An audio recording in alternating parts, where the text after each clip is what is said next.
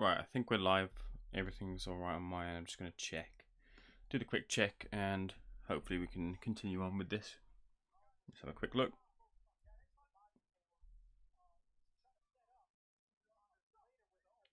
Should be catching up quickly.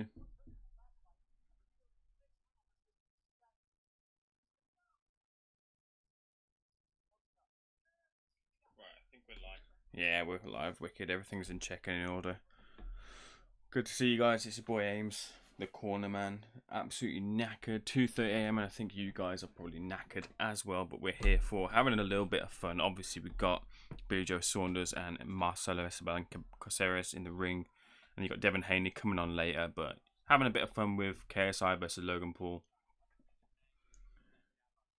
Charlie, man, I was looking for you. I was even Googling you. You know, I was trying to find, because I remember you saying something about Instagram. I thought you might have added me, but I couldn't see that you'd done that.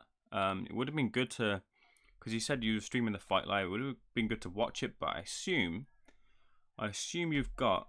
If the fight went live on YouTube, I assume we can watch it back. So, if you send me the link, I can watch it for the first time and I can react to it. I can put that out as a video, which I'd actually really like to do. So, if there's a link to your fight, and congratulations for winning by TKO in the third round. Great to hear. Good on you, pal.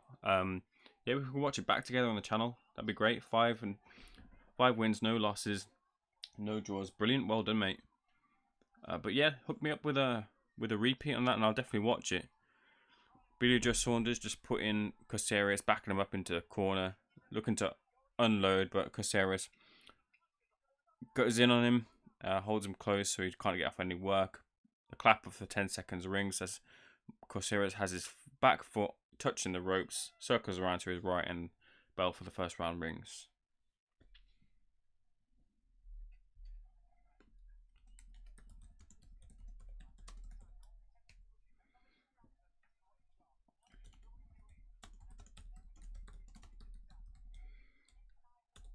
But yeah, we're all. I know there's obviously mixed opinions here, and I know with Last King of Scotland being from the boxing asylum side, and I'm pretty sure I'm certain on what your feelings are on the main event. But no worries, Charlie. If you can't find it now, that's not a problem. Just whenever you do find it, or if you've got a copy, like, feel free to send it to me. I think I've got an email in my about. I think you can send it that address. I don't check it too often, but I will. And if you let me know that you've sent it, if you do find a copy, then we can watch it and watch it back. That'd be class to do. But I mean, that doesn't matter too much. You've won by knockout. You've done well, and you move on to the next one. You can always tell us about the next one as well, and we can look into that as well. So congratulations to you. Well done on your 5th win. Cracking, mate. You might be onto something there. Maybe seeing you in the ring. Maybe professional KSI versus Logan Paul. Not too far off for you now. Because you know what they say? They say, right, like, who could these realistically beat? Are they like Southern area level, the area level, or the English title level, British title level? Where the hell are they at? Could they beat like a Poochie? Could they beat Lewis Van Pooch? Could they beat a what's that fella that's always slung around? He's actually pretty decent. It's good to have your debut against. I think George Davey recently debuted against this fella, and me and Nick Manners were saying it's a good fella to have your debut against because he's actually got something about him. Zygmantas Butkavicius. I think he was actually in I'm closing my eyes there because I can't quite remember the name. It's hard to pronounce as well because he's a foreign fella. Let me have a quick look because I saw him IFL'd in a stream and I swear he was back in the ring against someone earlier today. Let's have a quick look who I can't pronounce his name. Butkavicius was in the ring with. Yeah, Jack Martin. He was in the ring against. Was it Jack Martin today? Was that? Yeah, Jack Martin. He was in the ring against, and he lost on points. But he's the type of fella you want to come up against because he's a good like opponent. He's not some stiff kind of thing. He's like only lost once by 3 times. Sorry, I'm box wrecking it right now. Yeah, he's only lost 3 times by KO, or like some form of KO. So, good person to have one of your first fights as a measuring stick against. But like, could KSI fight against someone like that? You know what I mean?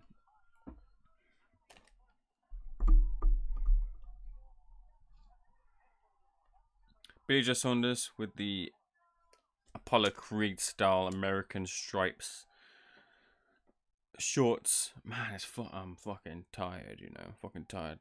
Takes a body shot as Coceres angles off on the back foot towards the rope, steps forward. Billy Joe Saunders just checking him out, not throwing any punches in the third round, then gets with a good body shot leading up to a left hook to the head from Billy Joe.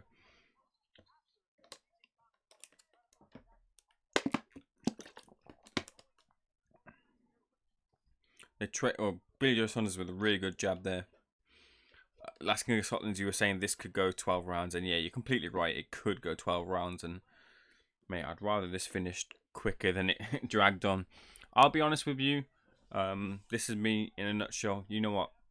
I grew up watching wrestling, and I like to be entertained. And these guys are personalities. They've got personalities about them, and at the end of the day, it's entertainment. I'm not saying it's. I don't see it in boxing in its purest form, but I watched the first one. I was mildly entertained by it, so I watched this one. And I'll take it for what it is. I'm not going to take it for the big boxing event that it might be. In the YouTube sense it is 100%, but in a boxing sense it isn't. But I'm someone who likes to be entertained, and I'm entertained by this to a degree enough for it to get my attention. And if you're not, this is the thing, one of them's going to get beat up, you know what I mean? Or both of them are going to get beat up, and they're going to take punches, so you get to have some enjoyment in that sort of sense. So I suppose you get that. Main event's dog shit for me, but I'll watch Saunders and Haney. Yeah, we got Saunders in the ring here now. It's funny what he goes at the weigh-in, weren't it? He goes, yeah, we got some top talent on this card, and then we got a couple of YouTubers as well. Made me laugh. He said something else as well about being a sexy motherfucker, but I haven't seen it. I think he might have been on a Behind the Gloves, but I've not yet got round to it.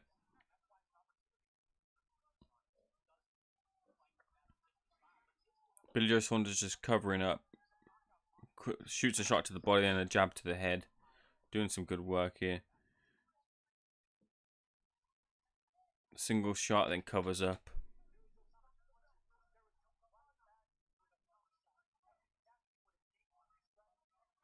Oh man, Sergio Mora on commentary. Fuck that. Anyway, Prince Patel smokes both. Fuck me. You're at a bad level when those sort of things come about.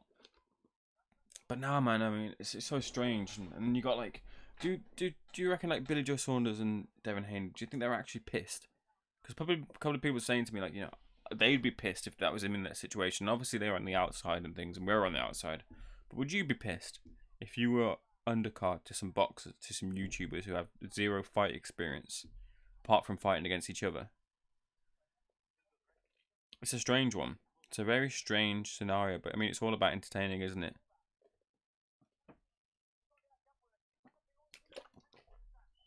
And then, of course, Devin Haney, man. Devin Haney elevated to fucking WBC champion. Not the way he'd want to have it happen. Obviously, you dream about that, don't you, as a boxer? You want that moment. You want that and you. Michael Buffer telling you that sort of stuff. I know I'm repeating this because you've heard it from Eddie Hearn and such like. And he has to have won it like over the phone. Billy Joe just touches the canvas there. It's noted as a slip. I want to see that back.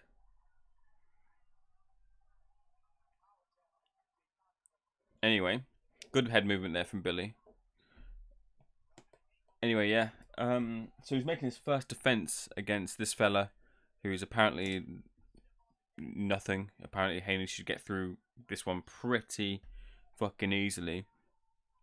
Yeah, first defense of that title, and that sucks. And hopefully down the line we'll see Lomachenko versus Devin Haney, but fucking hell, man.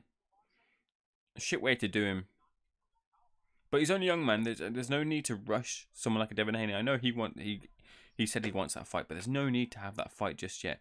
You can take your time with someone like Devin. Now that he's got the WBC championship, and he's young, just build him up. Let him have the fights in America. Build his profile. Bring him over here a couple of times as well. You got your Luke Campbell, who wants to fight.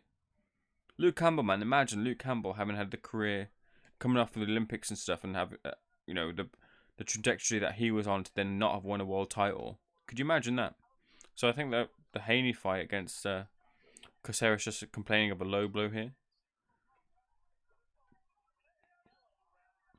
Again, a little bit spicy there. The referee didn't call the time in, did he? That's what happened there, I think. A little bit spicy, as the Blue Van Man would say.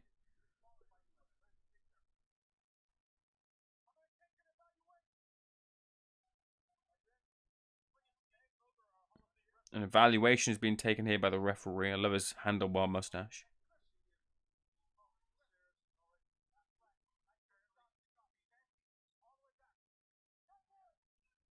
Time in's called back in, so no disqualification or anything. No worries of that. Good left uppercut. Left uppercut, what am I on about? Left hook. It's fucking nearly 3 a.m. Good single jab from Billy and steps back and then catches all the punches from Coceres on the guard of his gloves. I got training as well at fucking 4 a.m.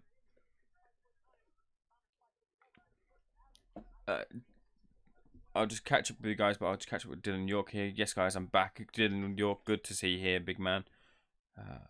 Who's fighting now? Billy Joe Saunders. Billy Joe Saunders is fighting now. Apparently, it's supposed to be 4 a.m. is when the KSI vs Logan Paul 2 rematch starts. Billy Joe Saunders is in the ring against Marcelo Esteban Coceres, who Rob Taylor rightly said sounds exactly like one of the fucking regions you get, or Reagans, however you say it, from Football Manager, from like a Vélez Sarsfield or a Newell's Old Boys that you're trying to sign, you think might be the best, like the next Messi or something like that. That's exactly what it sounds like. No disrespect to the fella, but that's what the name comes across like. You think he's probably going to be the next best thing when you sign him. You send a scout over to check him out. Bell for that round rings. Billy Joe Saunders walks back to his corner. Anyway, let's see what you guys are saying. I really want to fight abroad for the experience. Charlie, where do you want to go? Whereabouts abroad do you want to go? Billy needs to get rid of this guy. Yeah, man. I mean, what's in the offing for him? You know what I think is gonna be a really good fight. Danny Jacobs versus Julio Cesar Chavez Jr. I think that right now that should be talked about as one of the fights of the year, because I think that's gonna be a really good fight. You know, Danny Jacobs got the ability to knock you out. He's a good boxer, but he likes to scrap it as well. And you got Julio Cesar Chavez Jr., who only knows one way how to fight. You know what I fucking mean? You know, Julio Cesar Chavez Jr. comes forward. He can unleashes a barrage of punches. He can catch you as well. So Danny Jacobs has got to be on his fucking toes and on his wits about him against someone like Julio Cesar Chavez Jr., who might be just that little bit washed up anyway. You know, not having what he had beforehand. Which, if you think it is anything decent anyway, before, you know, he nearly had Sergio Martinez out of there way back when. Even though Martinez again was on the slide, but what a great boxer fucking Martinez was. Anyway, that could be a really good fight. I'm looking forward to that. Taking place in Phoenix, isn't it?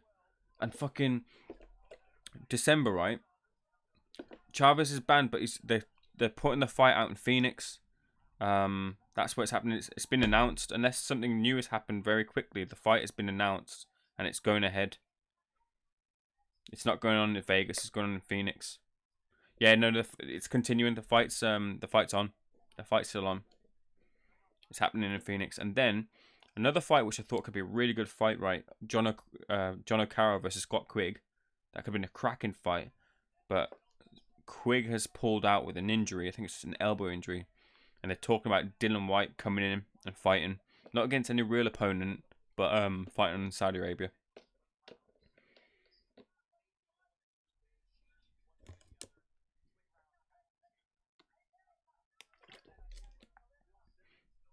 Why does Saunders fight terrible against bums? He's one of them, like a Tyson Fury. Fights to the level of the opponent. And I think he needs that bit of danger, like with Lemieux.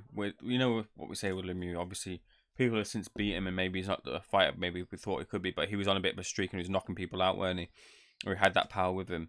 When there's a little bit of edge, good left hook, good right hook there, followed by another left hook, doesn't quite get through, but the first two, the left and the right got through, then a good straight right from Billy as he circles around towards his right. What was I saying? Yeah, he fights to the level of his opponent, a la Tyson Fury. Bloody hell, I'll be up, mate. Good to hear that you'll be here, Dylan York, keeping me company, because I fucking need it, man. Yeah, I'm good, man. I'm tired, but I'm good. I'm looking to, at this point, you know what? I need to be entertained, so I'm looking forward to being entertained by the two. But yeah, I'm good. I've just been at a mate's like late birthday party, went over there, chilled with them, and then I've come back here now to do some streaming. So I'll have next week coming up this is definitely coming up. I know I've still got that last King of Scotland video to do about what I found when he asked the question. I know I've still got that, I haven't forgot, but I will do an 100 subscribers video thanking you guys, and with that I'll be asking a question in that 100 subscribers video. So do check out the question and then let me know your responses, because I want to get some interaction with obviously you guys, and let you know, because it's a good question, I think, to get you guys memories on something. So I want to know what the responses are, and I'll be giving you mine on that. So yeah, I'll be thanking you guys with a 100 subscribers video, and hopefully some stuff will be in the motion with a couple of interviews. But yeah, we got like I'm looking to hopefully be at the Liverpool card on the 23rd. If not, I'm definitely going to be at Midlands Mayhem. That's a really good card, that Midlands fucking Mayhem. Zolani Tete's on there. Fuck, I've just realised we got to talk about fucking Inoue, haven't we? Shit me. Fuck me. How good was that fight? I'll get onto that in a moment. Anyway, Midlands Mayhem, fucking cracking card. You got Zolani Tete versus Jean-Real Casimiro. You've got Kikachi versus Bowen. You've got Shabazz Masood on the card. Conor Parker versus Sam Maxwell. There might be a couple of Lennox Clark is on there against I forgot the fighter's name. I know the fight is supposed to be the quote unquote A side, but it's a good fight nonetheless. A really good card that from Frank, and thank the fucking Lord that fucking boxing is coming back to Birmingham. I really want to see more fights in the Birmingham area. Obviously, that's where I'm from, so it's great to have that stuff local, bring boxing back around here, because we never really get the big fights. We might have the smaller shows and stuff, but with Frankie Gavin and obviously other talents, you know, Macklin and stuff that have come through. But you got Shakan Pitters is coming through. Shabazz Masood is from this. Obviously he's Stoke, but got Roots and Brum. Got them coming through, and hopefully having more kind of fights in these sort of arenas, because we've got the arenas here, like Genting Arena, NIA, NEC. One of them probably is now turning to Genting Arena, but the stuff that the facilities are here for it. It's obviously the second city. Sorry, I know I'm supposed to be talking about Billy Joe Saunders here, but we'll get to that in a moment. Whenever I see anything popping, I'll call it out. But yeah, man, that's a really good card at the end of the month. Yeah. Chavez did refuse the drug test. Apparently, the story is that the drug test was in aid of the Jacobs versus Chavez fight, right? The thing is, the fight hadn't been signed, so essentially he was taking a drug test for a fight that had not been signed yet. So he was like, "Why should I take a drug test?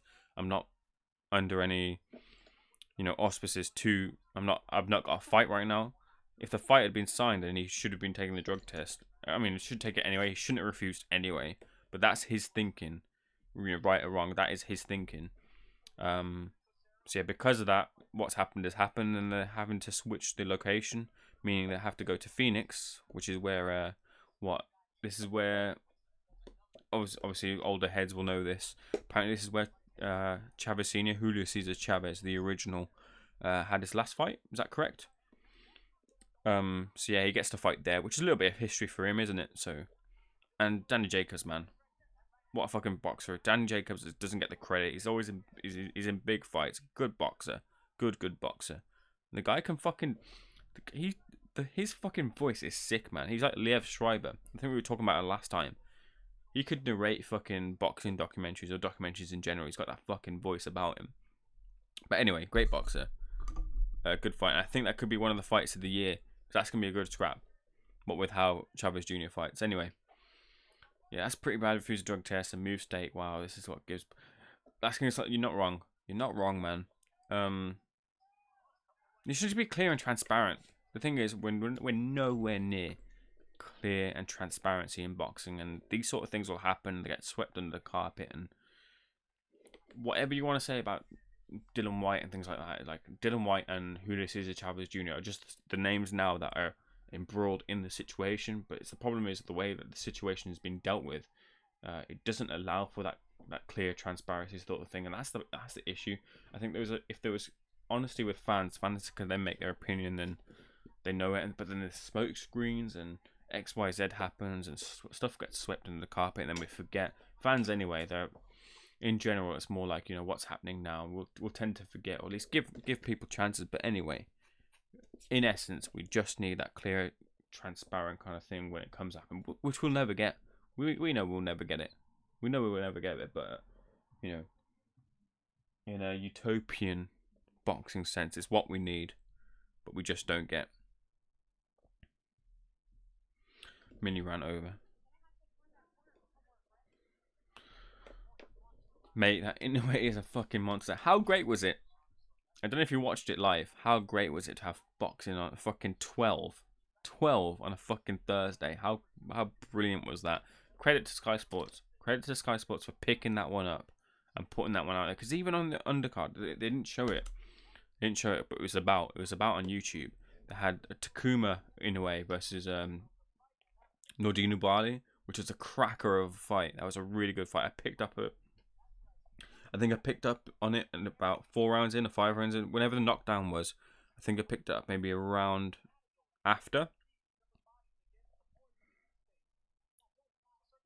Yeah, I picked it up about a round after, and then you had the fight, which was just, oh my god, it was so good. And fucking Inoue suffered a broken orbital bone to his eye, orbital eye, whatever. Suffered a broken orbital bone and fought through against fucking Donaire, who used every bit of experience. He pulled some stuff out of the bag, rewound the years a little bit as well. Obviously, towards the later rounds, he was a bit more stuck in the mud, but fuck me, man. Absolutely cracker of a fight. I'd love to watch. I'm going to watch that back again at some point. And DAZN launches in Japan, aren't they? Some more fights in Japan. Like, the crowd in Japan are so cool. They're proper, like, into it, proper live, but they're proper appreciative fans. You don't get the fans around here lathered off of their face and stuff. Don't get me wrong, you enjoy your fights and stuff, but in Japan it's just a different sort of atmosphere. Like I see these wrestling events because I watch wrestling every now and again, and they do stuff in Japan and they proper love it, don't they? And they're proper like respectful of what they're watching, and they proper get behind their fighter as well. But it was great to see, man. Good work here. Good work here by Coceres. Every time BJ Saunders looked to get in some offense, Coceres would just crack him with a couple of body shots. 1-2, then moving out of the way is Coceres. Good right hand, and another one. And then BJ Saunders returns with an overhand of his own. But Coceres with a couple of good shots there as he circles off to his left. He's just pinned to the ropes here a little bit, but then moves out of the way. Yeah, man. But he's now signed with Top Rank. And they're looking to move him to America. Have some fights in America. That Tete fight has got to happen. I want to see that Tete fight. Get that undisputed in that division. But yeah, man, I think they should be building in Japan. I think they really should be building in Japan. They could make a lot of money. I know DAZN are launching there, and it's a little bit late for them unless they do sort of like a single fight deal or something. But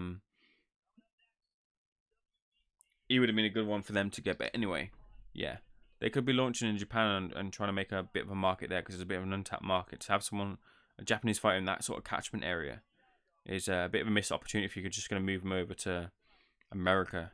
I don't know how much of the American population makes up of Japanese people, but that's what they're doing. That's their plan. And who knows, maybe if Tete's fighting over here in Birmingham, maybe we can get Inoue and Tete over here in Birmingham, which would be fucking unbelievable.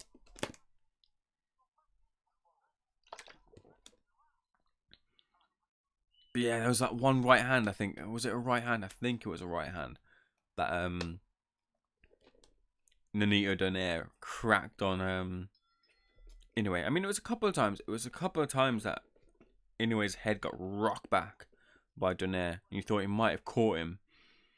But then, yeah, I mean, that shot to the body. And that's the thing. You know what? That's the thing, right? Inoue didn't even want to or even need to like follow up on it. He just knew.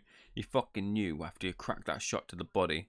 And then Nikita Ababiy just like kind of ran off and kind of went down, delayed after like what was it, like a couple of seconds, and then finally went down to his knees, and that caught him a little bit of experience there because Nikita Ababiy didn't follow him around the ring and get a couple of shots in. Because he might not have answered the count. I actually thought he didn't answer the count because I was counting. I must have counted it wrong. Well, clearly, I counted it wrong, didn't I? I thought he didn't answer the count, but he just got up there, and the fight continued on, and I'm glad it did continue on. But yeah, it did not like hit to the body. I mean, no one does anyway. But talking about Pete Manfredo, did I read that he's coming out of retirement again because he needs to?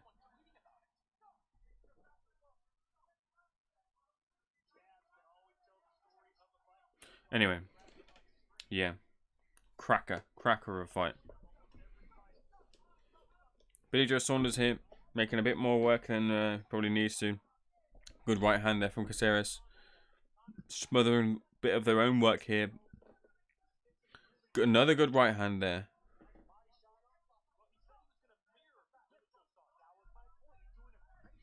They have it 68-65, is it? Dude, on this scorecard. Another one, on another right hand on the inside as Billy Joe Saunders looks to come forward. Just gets caught. Coceres is on the back of the ropes. Eats a good jab on the way in from Billy Joe.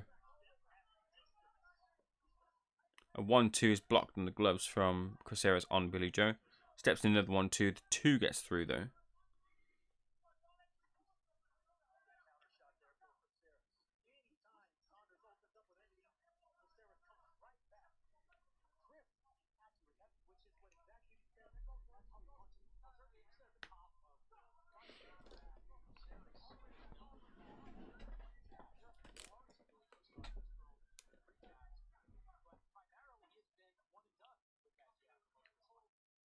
Bit of work on the clinch. A couple of body shots were exchanged. The first one, the clinch from Coceres, and the second one looked a bit more impactful from Billy Joe. Then they're separated by the referee.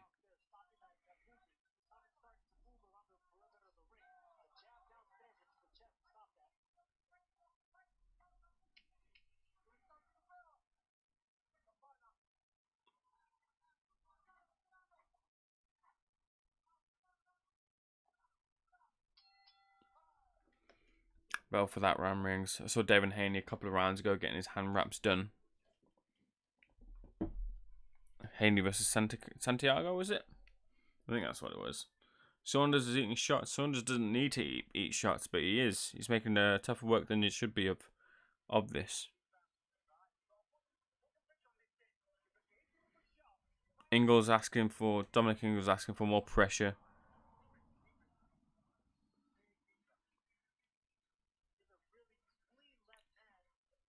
Replay of a left hand here while Coceres is on the ropes. Catches Coceres on the chin.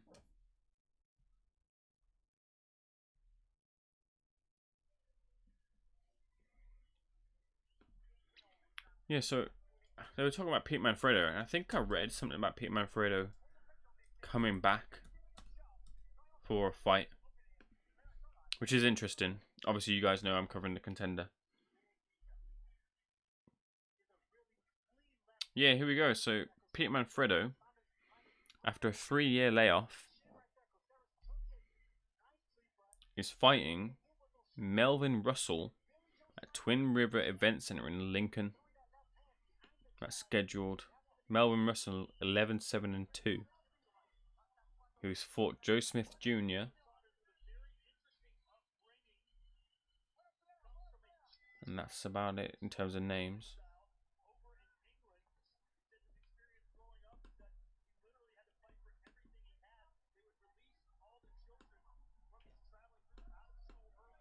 But yeah, man, I remember watching him back in the day and him being my favourite.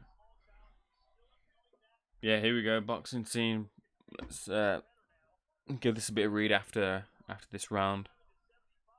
2 rounds in it, according to their scorecard, which is a bit surprising. You think coming into the fight, you think Billy Joe Saunders would have this guy handily, and Not proving to be the case at the moment.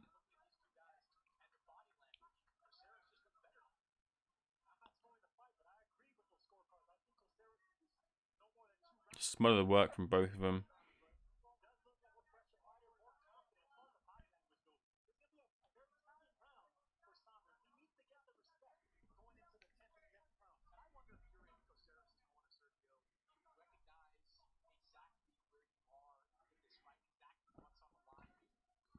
Neither of them are just a little bit.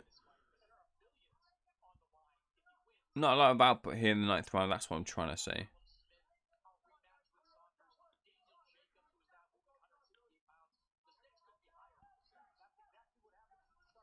Eats a uppercut on the way in.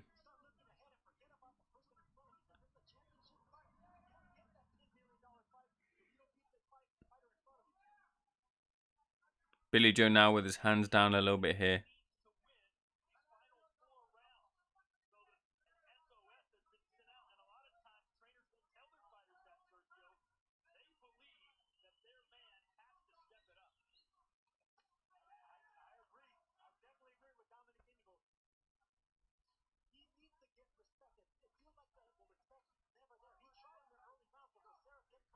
Not a lot happening here, man. It's good body shot there from Coceres. He eats a bit of a jab, but a couple of the other shots didn't get through. Little bit rugged. Good couple of shots here from Saunders. Backs his man towards the corner. Another body shot comes in from Saunders. And they tangle their arms again. Getting them workers getting a little bit smothered. I think Coceres is taking a little bit of a round off here. As we come into the last 30 seconds. Or now 20 seconds.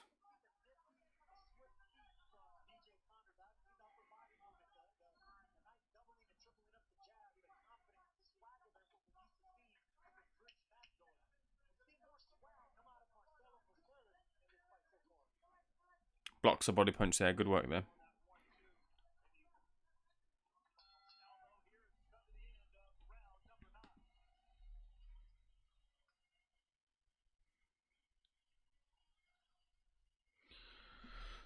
Asking Scotland, asking how you think Billy Joe Saunders does with Triple G, Canelo, or Smith.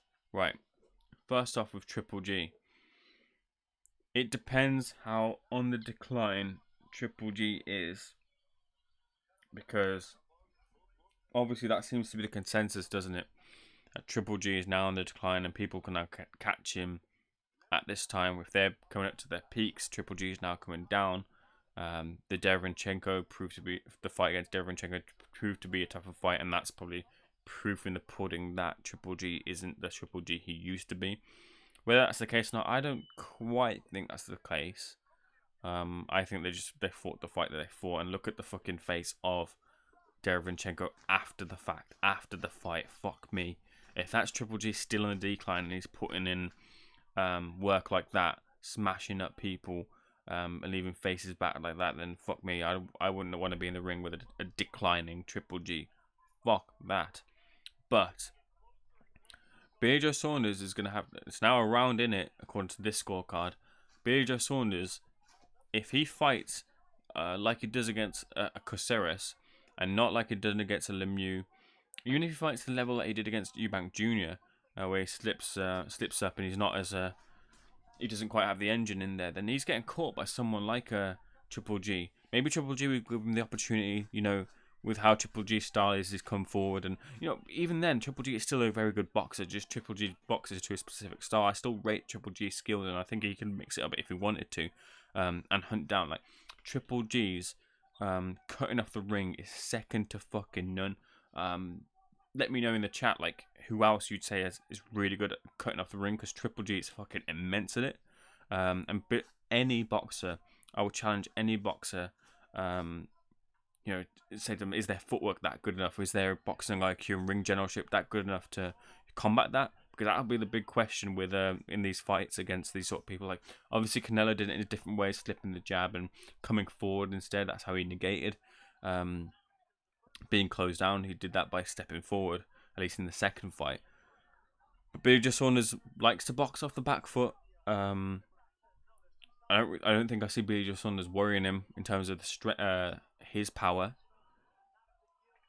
So that's a tough fight. That's still a tough fight. By no means do I see would you say when then you compare it to the other two, which are also very tough fights still. So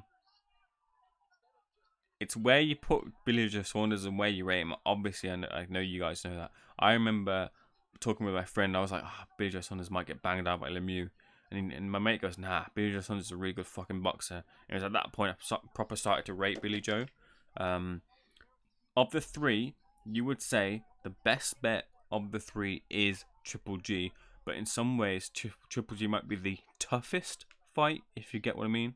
Like, the face and the body of Billy Joe Saunders is going to look worse after you fight Triple G if you box and if Billy Joe Saunders isn't careful than it would be against a Canelo or a Smith. An uppercut from Coceres comes through. He's caught the eye of the commentators. Just missed it. I'll get to Canelo and Smith in a second after this round.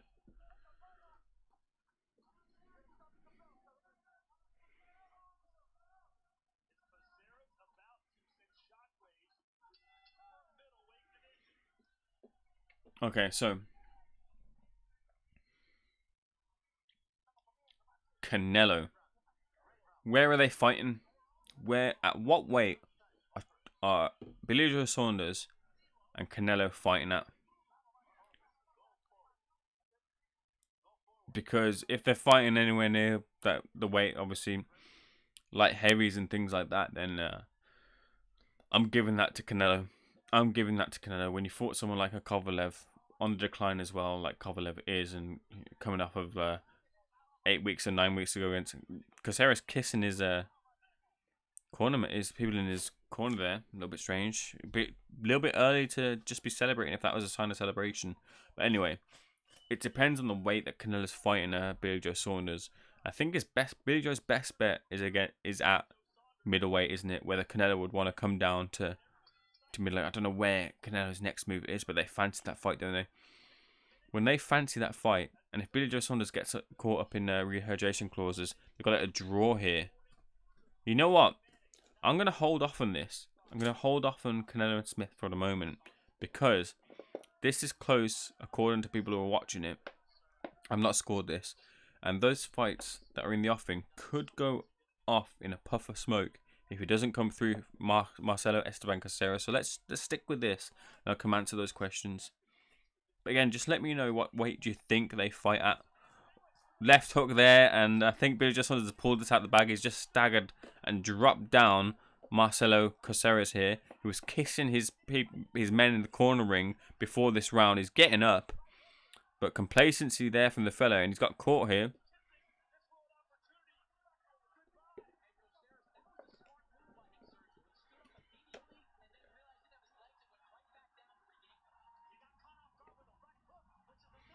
Saunders applying on the pressure. Just caught with one.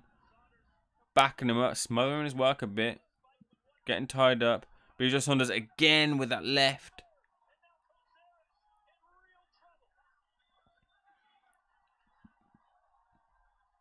Left hooks, right hooks, all winging in from Billy Joe. He's looking to pile on that pressure. Oh, solid right uppercut there. Cracking shot. Cracking fucking shot from Billy.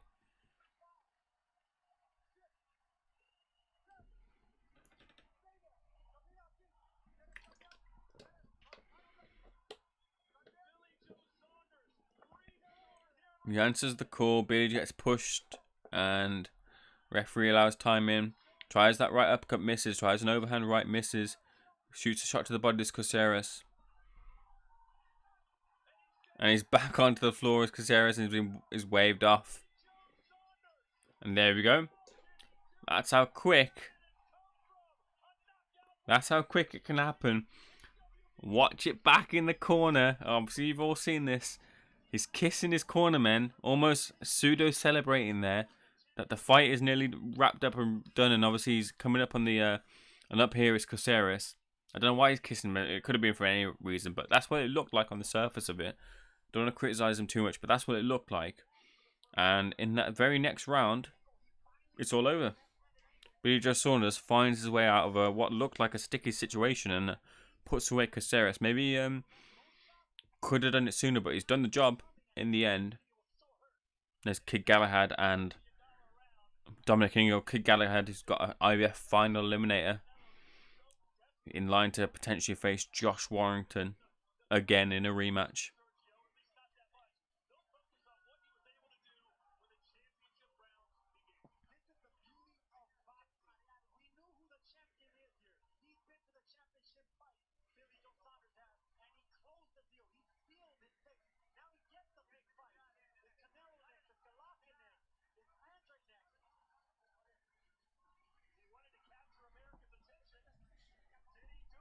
Okay, sorry. So yeah, you were saying Canelo, yeah, depends on the weight, and all sorts happens with Canelo. All sorts of things could be put in line for Billy Joe to have the little bit, but that's behind the head. You have to behind the head. It's the behind the head shot, and then the left hook that follows up. That's at least from the angle, it looks like it's behind the head. Let's have a quick look here. Yeah, stiff jab, left hook. Oh, this is the uppercut, the second knockdown. The uppercut is a peach of a shot, absolute peach of a shot. Banger, banger. Nothing like a good uppercut. You don't want to get caught by it when you throw it. He did a bit of Joshua. He done a bit of a Joshua there. Is it with the left uppercut here? Oh no, that's the first one. Oh, that's a stoppage in the last one. I thought he'd done a bit of a Joshua in pulling down the head first, then reaching with the uppercut. But that was the final knockdown.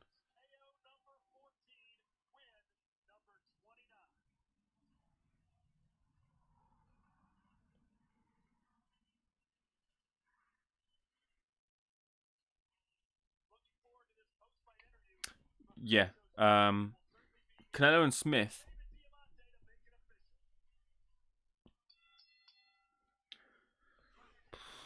Canelo and Smith. Listen, with Smith, you've also got the height and range that you got to contend with, and those like specific disadvantages come into play. And Callum Smith is a good boxer. Callum Smith is a really good boxer, so it'd probably be a lot more of a technical fight, I think, from that point of view. So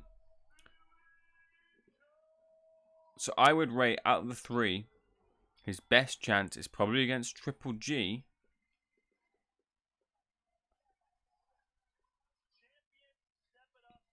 And then I can't split at the moment Canelo or Smith.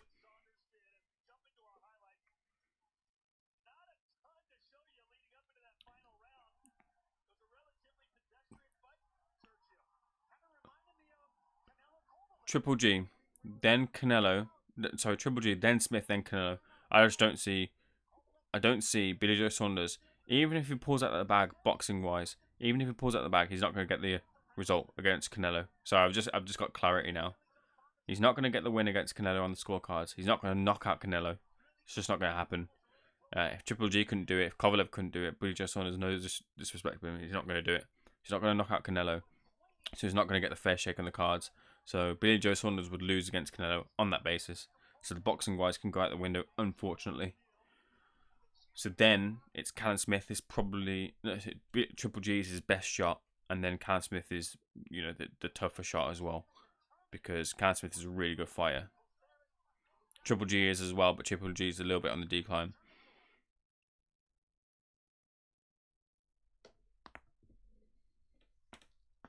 But yeah, man, maybe an Andrade. If fucking Demetrius Andrade wants to fucking prove himself, maybe take the fight against Andrade. Make that fight happen, and we'll see what Andrade is made of. A lot of people seem to be rating him. I haven't seen it just yet.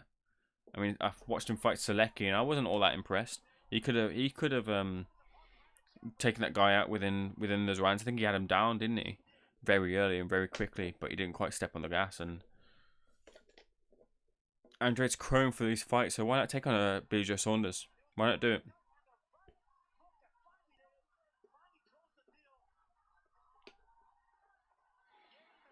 I'd love to see Billy Joe Saunders and Eubank Jr. go at it again. That'd be a good fight. I think Eubank Jr. gets beaten again,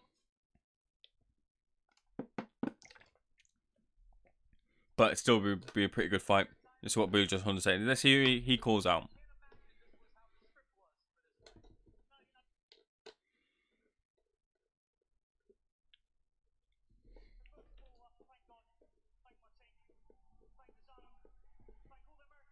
Thank God his team and the zone in that order. 28 wins, 14 knockouts. 20 was that 29? Sorry.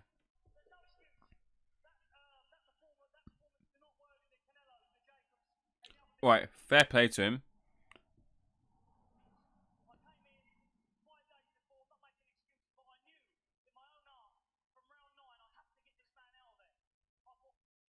Right, fair play to him. He's called himself out a little bit there in saying that he's not lived up to the expectation of those fighters. So I think he knows then as well. You come in like that, you're not going to get, like I said earlier, you come in against, like you've done against this guy, like a Triple G, you're getting pieced up.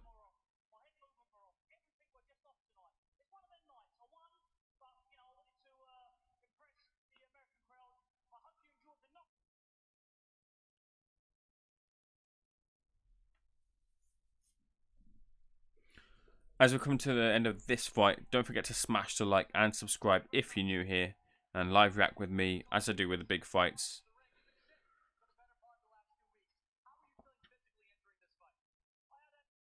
Yeah, Billy Johnson's apparently sick in the lead up to this.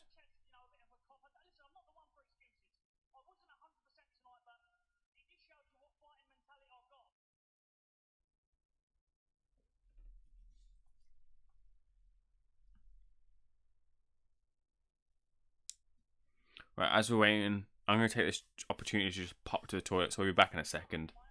Just pop into the toilet.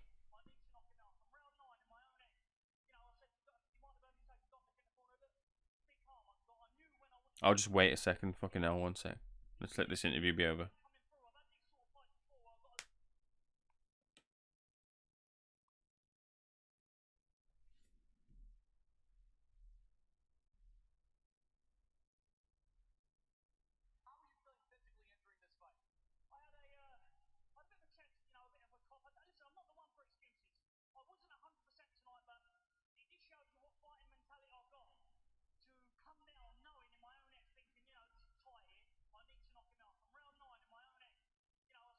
Interested to know what the scorecards were coming up to that round.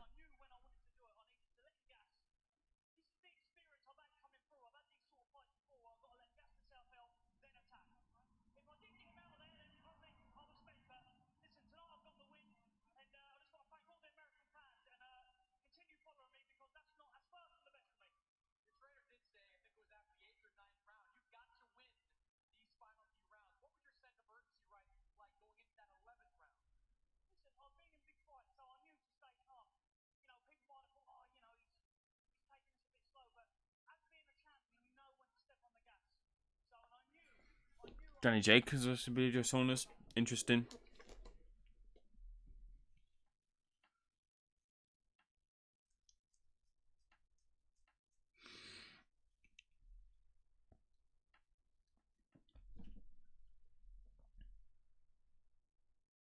Right, fuck it. I'm going to the toilet. Back in a sec.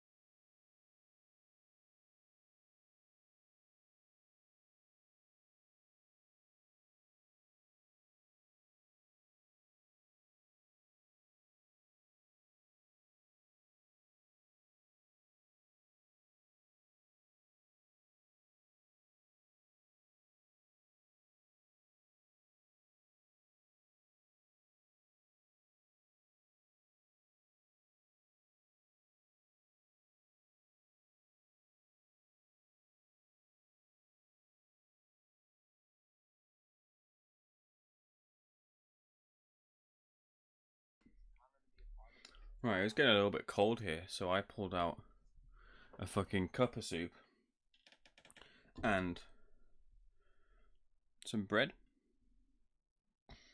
Golden vegetable is the flavour of choice on this channel, although minestrone is banging.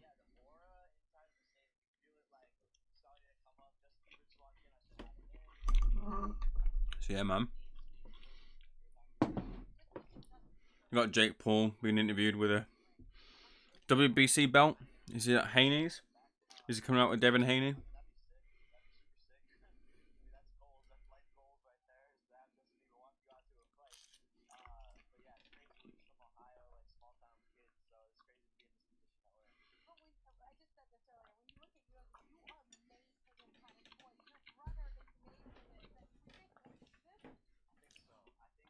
How long, man? Come on. Get Devin Haney, get him in there, then get fucking Logan Paul, sorry, and KSI in there. Let's crack on, man.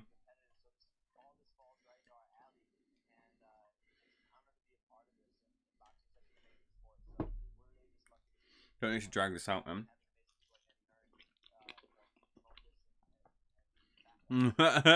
She ain't bad. She'll be doing a lot of coverage this week, and yeah, man. You're bang on the money there.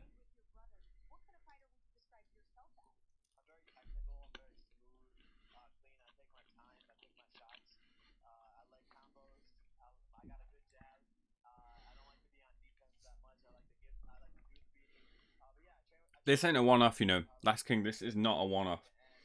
This is going to happen again. The numbers that this has apparently done on the DAZN subscriptions, the views that this has been doing. Have you seen the interview numbers? Boxing Social been killing it. Fucking, they got 1 million off an interview with Bazinga. Absolutely fucking smoked it, man. But yeah, that's happening for sure. That is happening again.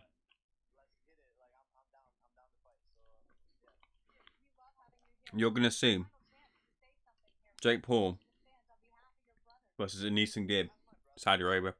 It's gonna happen.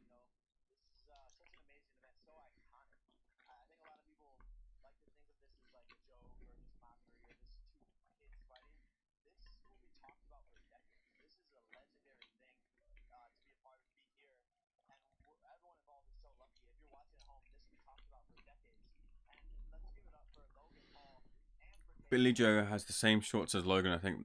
The American shorts, man, they're iconic, man. Fucking Apollo Creed style shit. They're sick, sick fucking shorts. Don't blame him.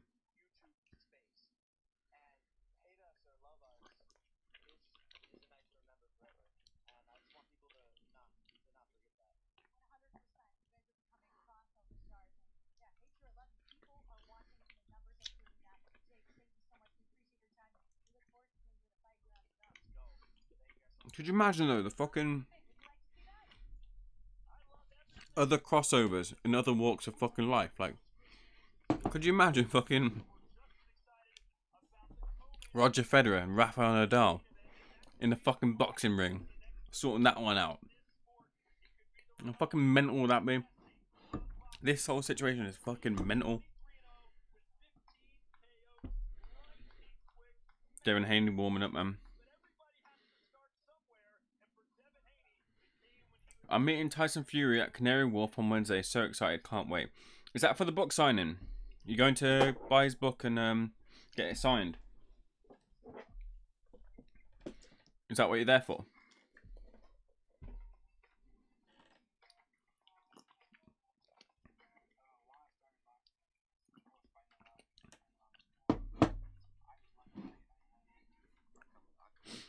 Let me know if that's what you're doing. But yeah, cool. I haven't met Tyson Fury yet. Someone I'm definitely looking forward to meeting and hopefully interviewing in the future. Yeah, man. I think I might get round to reading that book. I might do it. Because Tyson's a fucking interesting fella, ain't he? So, I think they're doing one in London. Definitely doing one in Manchester. I don't know if they're doing one in Birmingham. But yeah, man. Good on you. Do you know what you're going to say to him? Do you know what you're going to do? You met any of the boxers before? let me know. But yeah, Tyson's one of them, man. I don't know if I met him, if I'd be like, getting all tongue-tied and stuff over meeting him.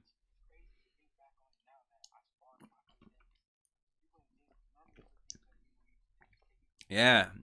Is it an autobiography? Mask Off, isn't it? That's what it's called, Mask Off. Let's have a quick look. Tyson Fury, Mask Off.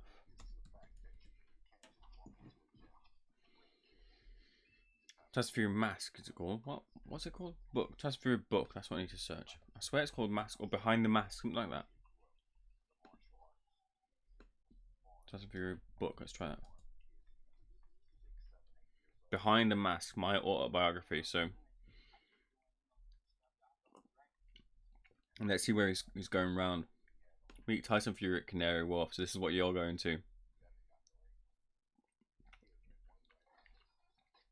First come for so boom boom. First come first serve. Arrive early to avoid disappointment. Prepared to queue. Staff will be on hand to take your camera, phone, take a photo with you and Tyson Fury as he signs your book. Do not bring additional merchandise. Only sign in copies of his book. And right to refuse entry. What time are you getting there then? Fucking hell.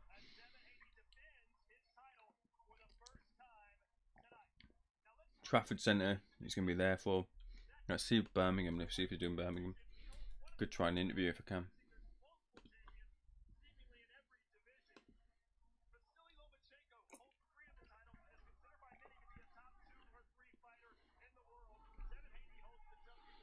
Kami Lopez is going to be a sick fight.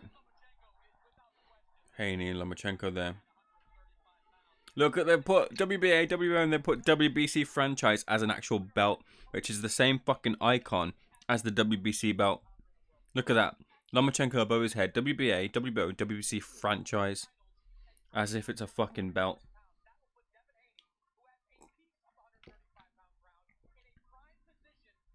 Yeah, it doesn't look like Tyson Fury's coming to Birmingham.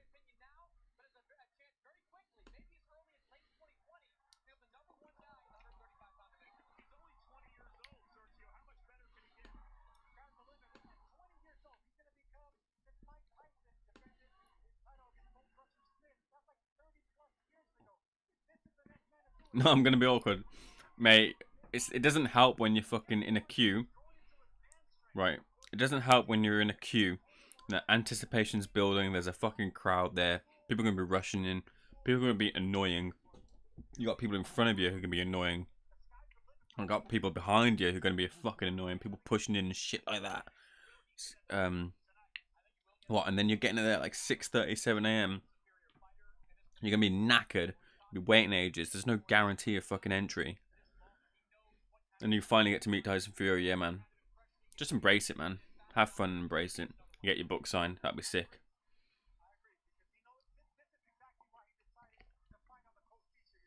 But yeah, man. I mean, say what you want about Tyson. Book deal. WWE. He was in WWE again in Manchester, wasn't he, the other day? WWE again in Saudi Arabia and fucking Manchester. He just done another thing.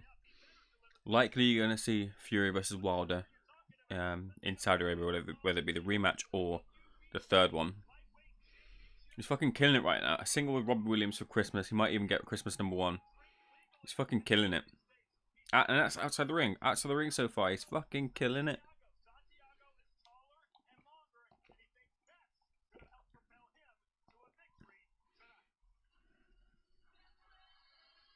Okay, we're getting a promo here for Haney Santiago. Hopefully they'll be in the ring pretty soon. Then we got the main event.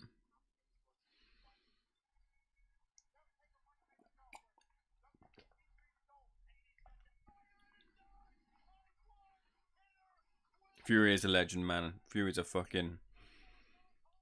He just does it his own way. You know what I mean? That's what I like about Tyson. I fucking watched, I was bored. I was playing Far Cry 5. I got this the other day. Don't know if you guys are on PS4. Anyway. I picked up Far Cry 5 the other day. And whilst I was just, running around and doing some outposts and shit like that, right?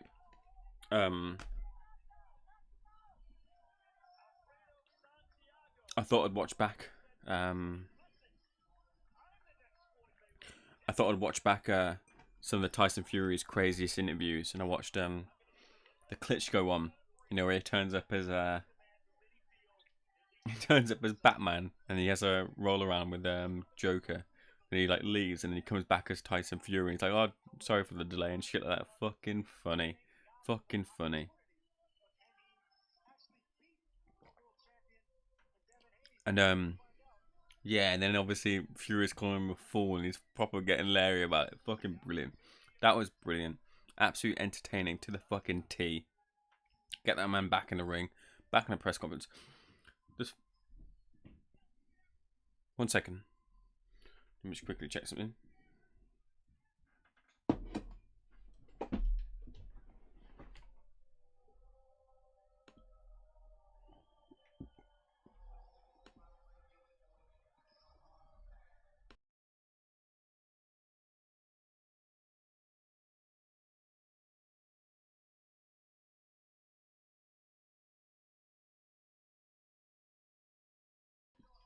Sorry, yeah. Man, getting back in the ring with Wilder, those fucking press conferences were entertaining to a fucking T, man. Get that man back in the ring. I want to see it. I waited long enough. Getting back in the ring with a fucking Wilder. Fucking banging.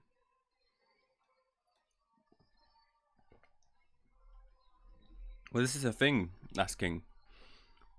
This is the thing. Because Anthony Joshua's taking this step back from the limelight as such. Because he's preparing for Ruiz, is being really focused. He's just got a one-track mind. So he's staying out of the limelight, at least for now anyway, preparing for his fight. And that's given the opportunity for Fury to come in and do what he's doing, get his exposure. And it just seems a little bit short-sighted as well for like an Anthony, a Ruiz to reject the opportunity to go to WWE when it's offered to him. Whereas Tyson Fury's just got that exposure to another market. And he's just getting, and it's just all downtime for him. He's having fun while he's doing it. It's not hurting him. He's not getting injured. Meet people like fucking Ric Flair, the fucking boss.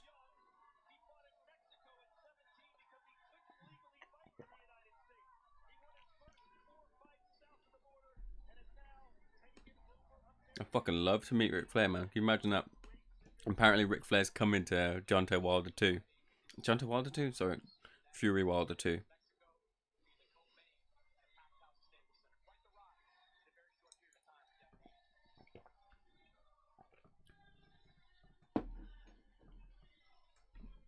Right. Devin Haney's in the ring now.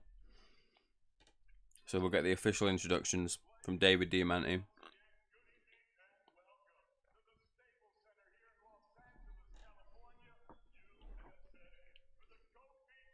Oh, I'm getting schnick-schnackered, bro.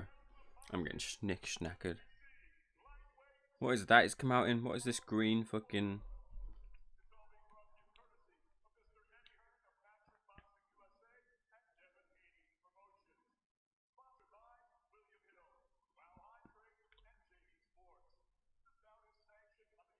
Anyway. Whilst we're waiting for this. Yeah, Haney man done dirty. Haney done dirty. And fucking Sullivan can't even... Mauricio Sullivan can't explain himself with what the WBC Championship means now, and the WBC Franchise Championship. What does it mean now?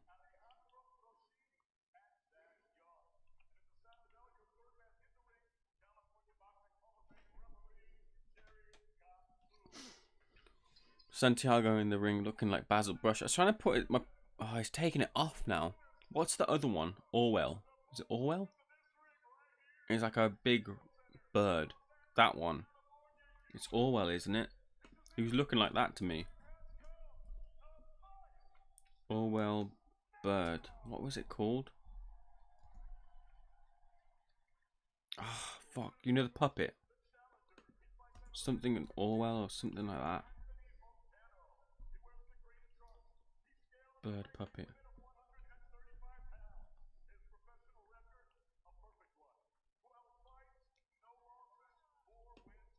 Bird Puppet Kids TV show.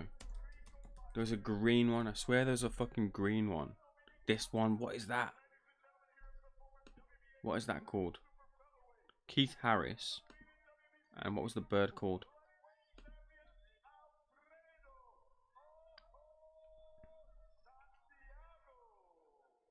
Orville. There you go. Orville the duck. Fucking Santiago looking like he's skinned fucking Orville the duck. And he's wearing him to the ring in preparation for fucking Devin Haney.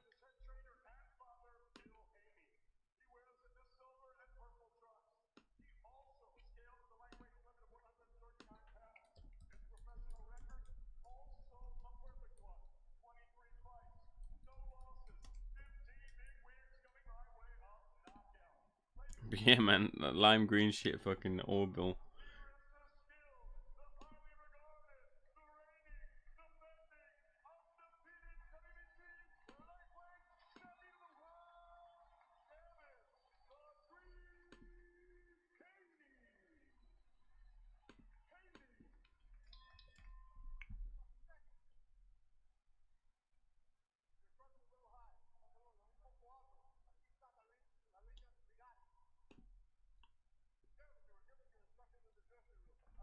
Right, bell for the first round's about to ring for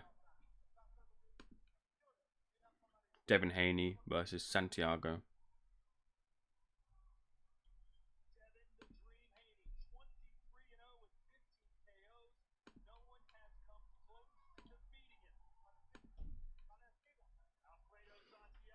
Did Nikita Ababiy win? You know what? I don't know. Apologise for not knowing. I'm not sure if he won. Ryan Foreman, great to see you here, by the way. Good to have you back. But yeah, no, I apologise. I don't know if Nikita Ababiy won. Haven't kept my eye on it. I was out on a prior engagement and now I've come back. So I've just seen the Billy Joe Saunders fight and that's it. And then we got this one. So I couldn't tell you if he did win that one. I will have a quick look in between rounds. And if you can let me know, then please do. But I'm not sure if he did win or if he's even fought. Good. Logan Paul by KO. Calling it, mate. I'm calling Logan Paul to win as well. I want KSI to win, but I think Logan Paul wins. Good. First time I've seen you here. Smash the like and subscribe to the channel. Great to have you here in this live reaction and in future ones. So be good to have you around. So smash the like and subscribe to the channel. Devin Haney's centre of the ring. Santiago pouring out the jab. 1-2 from Devin Haney. The jab comes through. The right just misses because Santiago stepped on the back foot. Santiago looking a lot more taller than Haney here. Fast jab just misses. Devin Haney doing really good to step out the way of Santiago's punches. Comes back with a jab, misses with the right. Just feinting there. Couple of jabs to the body, just missed out the way. Exchanging jabs, neither of them get through. So good. I was at the London press conference for media, and I got to see Logan Paul. Logan Paul turned his back to us, and his back looks fucking massive. The guy looks fucking swole, and that power's going to come through, and I think Logan Paul will end up doing some damage to KSI. But yeah, man, should be interesting nonetheless, you know?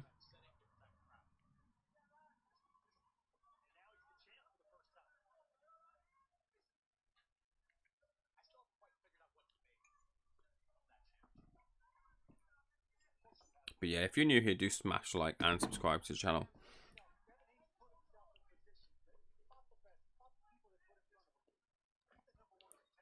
Devin Haney on the back foot. Good step in jab. Was it a jab or a counter left? Need to watch that again. Just caught Santiago on his heels.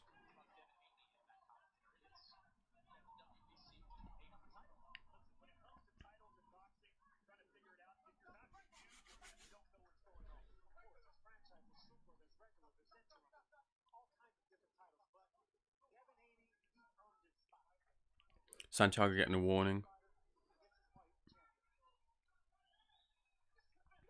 Oh, fuck Ryan. Oh, I wish you hadn't said that because that means that's going to happen next. And then it's going to be the KSI fight and I have to wait even longer. Fuck. Oh well, at least we've got that to look forward to. I actually quite like Ababiy. I like what he's doing with the YouTube stuff as well. Like you got Vidal Riley doing stuff and you got Ababiy doing stuff. I think they're going about it the right way. So fair play to him. KSI seemed off leading up all to this. I think he is shook. You know what?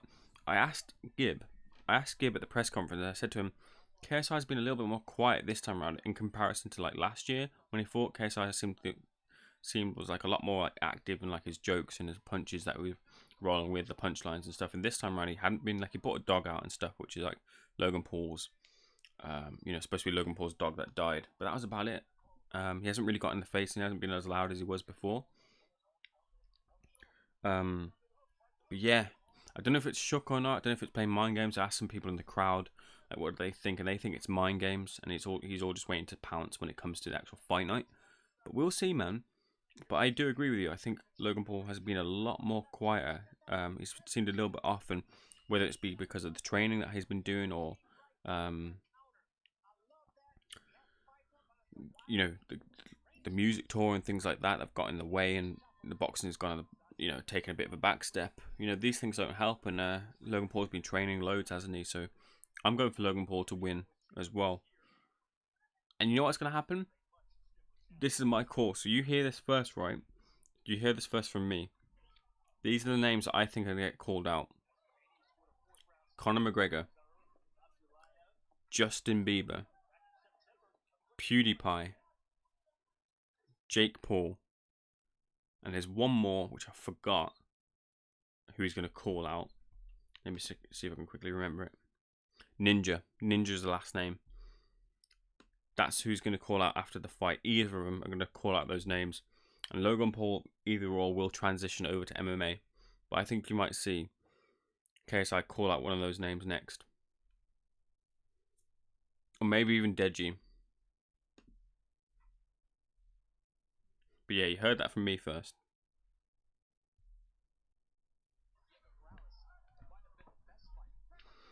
Ababiy is a mean puncher. It won't last long. Hopefully it don't fucking last long. Nikita Ababiy wins KO first round.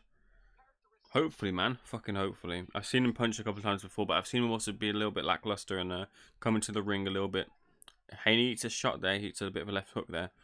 Coming a little bit out of shape, which Eddie Hearn has criticised him for. So, hopefully he's on point, looking to impress. But I like the way he's going about it. I like the way that he's doing his YouTube stuff and vlogging like Vidal Riley does. I like that about him. He's got that charisma about him, and that's what you need, man. You need that personality. This is all built off personality. You need that personality now to transition and transcend to the audience. So I like what Nikita Ababiy is doing, both from what I've seen him, minimal I've seen him in the ring, and then out of the ring as well. Leaping right hand there gets through from Santiago right at the end of the round.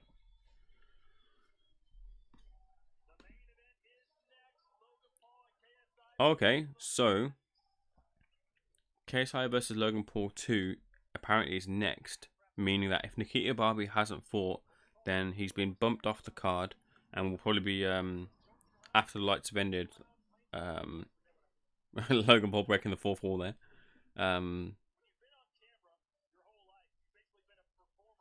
Yeah, Nikita Ababiy might not make the card. You have to fight after the fact.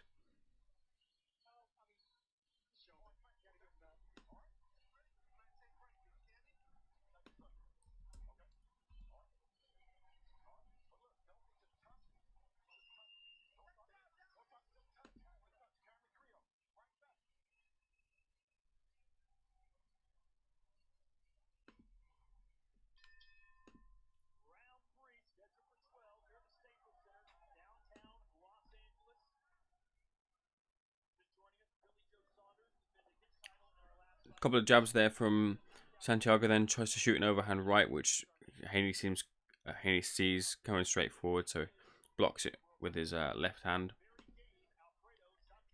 Let's see what you guys are saying. Okay.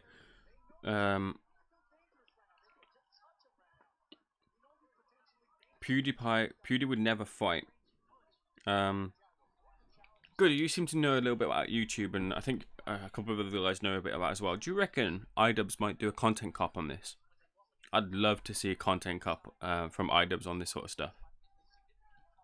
That little argument with Cannon and the other boy was hilarious. Yeah, man, Shannon's fucking great at a troll. I love a bit of Shannon Briggs. Do you remember with Vidal Riley? Vidal Riley signed to Mayweather Promotions, hasn't he? He's training with them, and yeah, fucking, they kept their cool. And obviously that whole thing with that's what I mean. There's little bits of entertainment here, asking of Scotland to get, to that you'll get caught by something in this, because there's something that everyone will like. And Shannon Briggs doing what he does, riling people up, and Vidal Riley kept his cool throughout it all, right? And then something was said after was it the weigh-in, right? After the weigh-in, and Vidal Riley just looks absolutely out of control. Absolutely out of control. The fucking security guards are having trouble containing him. He's slipping out the fucking clutches of the security, trying to fucking get at Shannon. The boy's got fucking balls the size of fucking tumors, fucking grapefruits, man. The boy's got balls the size of fucking grapefruits. Going for Shannon like that, had to get restrained for him to, not fucking get embroiled in a fucking street brawl. But yeah, man, crazy. But yeah, Pewdie might not fight, right? But look at Justin Bieber. KSI and Logan Paul both do music. They're both looking to transition to that sort of field. And if you get someone like Justin Bieber in, the more money that you're gonna fucking make. Diss tracks coming back and forth, bringing other musicians in, dropping an album, shit like that. That's a logical step, I think, for someone who's transitioned into different sort of areas, like Logan Paul and KSI have done. Or then if you keep it YouTube, you're only going to step up, aren't you, in terms of subscribers? So if you look at someone like PewDiePie, who's got obviously the most subscribers, haven't they? Or I don't know who else is in the sphere, but you'll only step up. So that's why I say PewDiePie. I don't know if he'd want a bit of a slice of that, at least the money anyway. So who knows? Who knows? Or even Keemstar. Can you imagine Keemstar in the fucking ring? That'd be fucking crazy.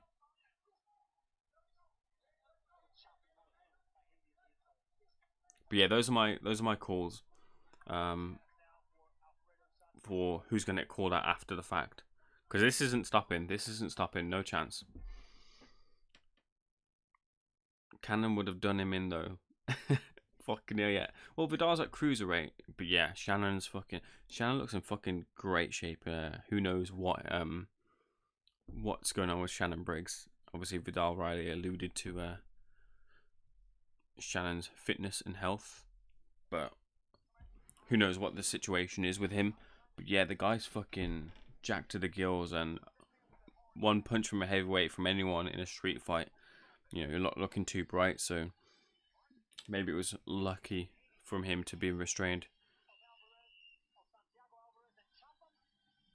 Just one behind the back of the head from Haney on Santiago, who does complain.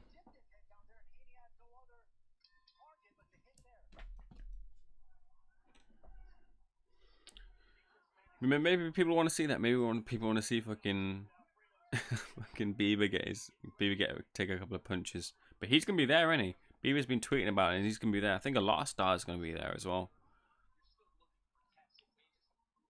But look what they've come to, man. From fucking, them good shot there from Santiago and Haney, from York Hall, which sell out York Hall and do what they did there. It's fucking big.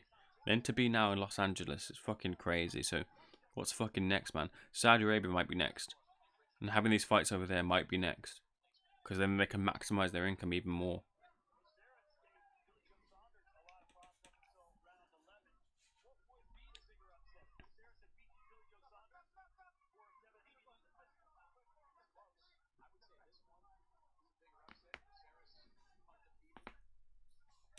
Don't forget to smash the like and subscribe to the channel if you're new. I live react to the big fights, having fun with this one. I interview for Boxing News TV, so go over to Boxing News TV and smash the like and subscribe over there.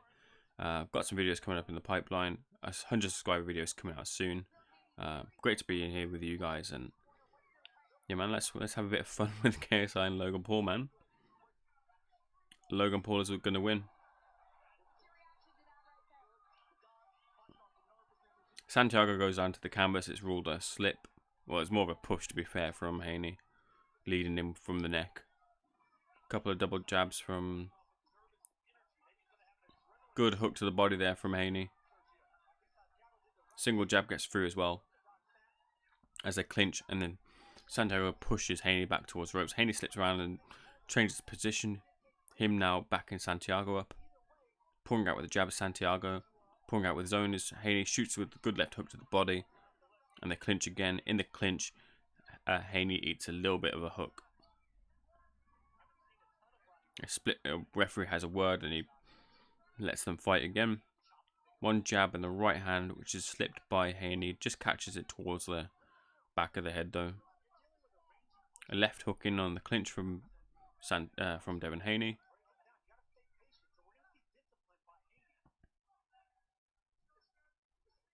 A little bit clumsy there as he stepped forward, misses a couple of shots. Dipping low as well in the clinch and catches a bit of the pelvis towards the head, does Haney. Haney backing his man though well, and Santiago isn't moving left or right when he's backed up towards ropes. He's waiting for Haney to come forward. He tries to catch him with something, but the work ends up kind of getting smothered, so neither of them kind of get off. But I think Santiago is just trying to time him and catch him onto something, but nothing's quite worked out just yet. These two will shit themselves when they feel them 10-ounce gloves. Yeah, I know it's been a bit of a meme, hasn't it, Last King? Like, no head guards, 10-ounce gloves. But it was a really good breakdown video, right, with Joe Weller and Johnny Nelson. And it was him talking about, you know, what it's like to bring on those 10-ounce gloves and things. And apparently KSI has done no training with 10-ounce gloves, and it's going to be new for them, not for Logan Paul, but it's going to be new for KSI to have that awkwardness of training with the other heavier gloves and then putting on 10-ounce, which you don't want that. You don't want any sort of awkwardness coming into the fight. You want to have prepared and had that scenario done so you're accustomed to and comfortable to 10-ounce gloves when it comes to in the ring. So it's a little bit of a strange one, maybe a bit of an oversight, but yeah, KSI hasn't, according to their camp, been training with the 10-ounce gloves. And Jeff Mayweather saying some comments about KSI in the build-up to this, about him not being a fighter, which is a little bit interesting. Like, you can't fucking learn the Mayweather style in 3 months, man. It's just not possible. If this guy comes out slipping jabs, fucking shoulder roll and shit like that the whole way through, I mean, maybe you can do it in over 6 rounds if you don't gas, right? But if he does that, then fuck me. I'm fucking trying that shit tomorrow. Or today. I got fucking boxing training myself at 4 PM. Steps in with a jab to Santiago, then moves out of the way. Eats a bit of a check right. A little bit of better work here from Haney.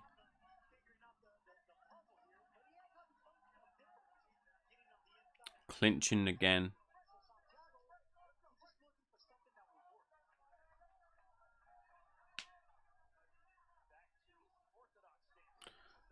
Neither of these two fighters what, Last King? Oh, neither of these two are fighters. Yeah, I know what you're saying, man. But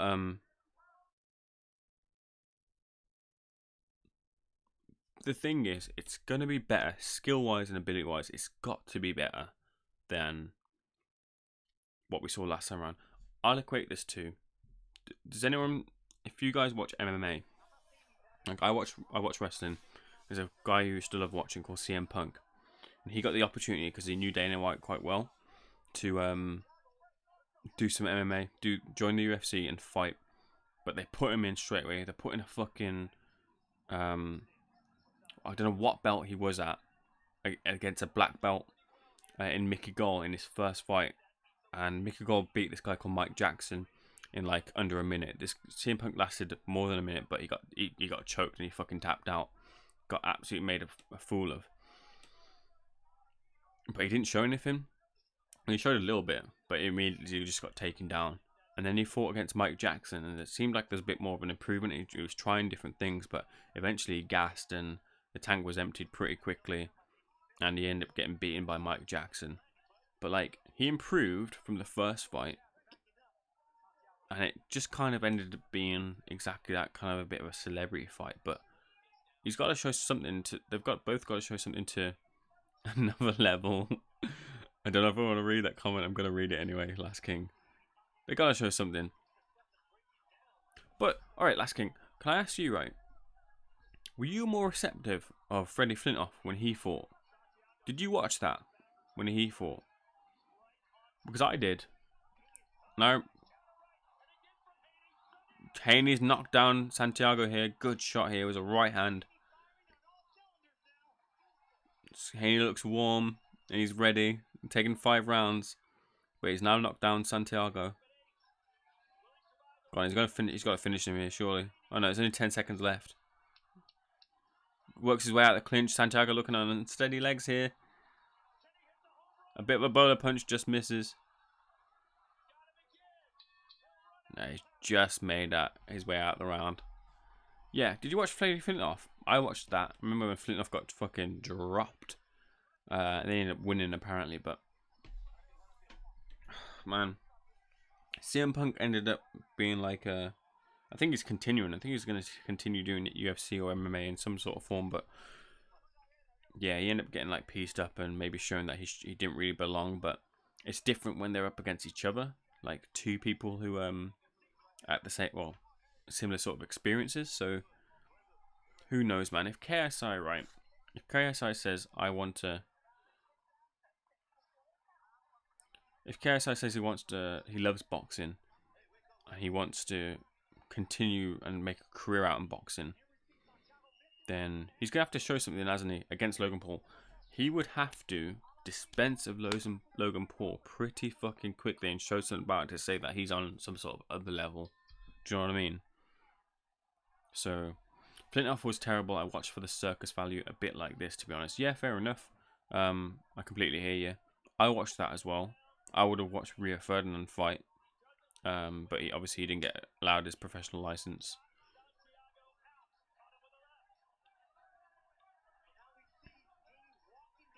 Like I said, like I've got a wrestling background and like watching it when I was young, so I enjoy being entertained by personalities. So, and you got boxing on the undercard as well, like proper boxing. So, Haney just stalking his man here, coming forward, stepping in with a 1-2, then an uppercut. Santiago sees it, moves out of the way. They're back in the center of the ring. 1-2, just misses, I think. Haney paused the eye a little bit there. I think he's just trying to load up a little bit here.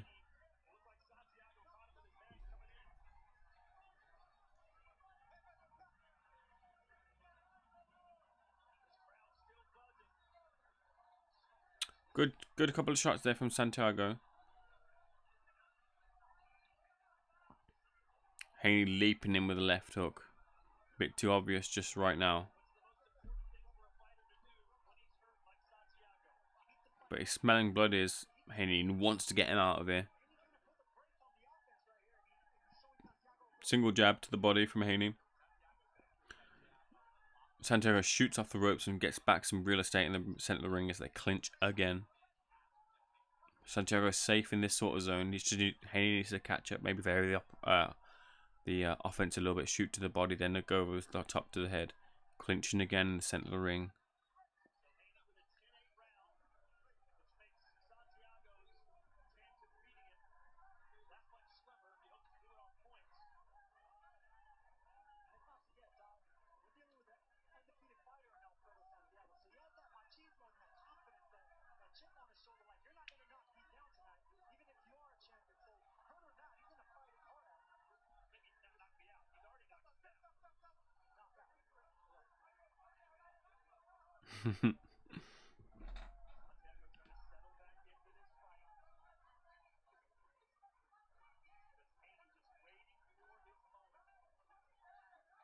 Good shot to the body from Haney. I think it ate one as well in return, just on the inside.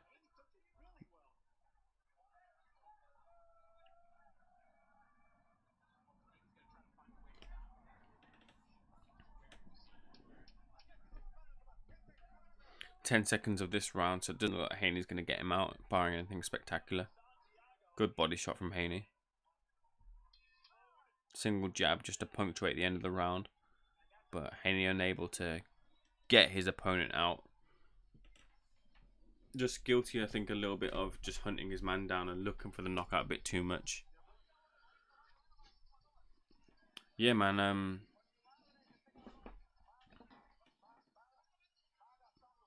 Who's rooting for KSI? I mean, I don't really know who I want to win or who I don't want to win. I really kind of see like Logan Paul and KSI being kind of characters, and there's like men behind them, and I think they're both very smart men. They know what they're doing, and they don't the personas behind the camera don't reflect the people on the camera.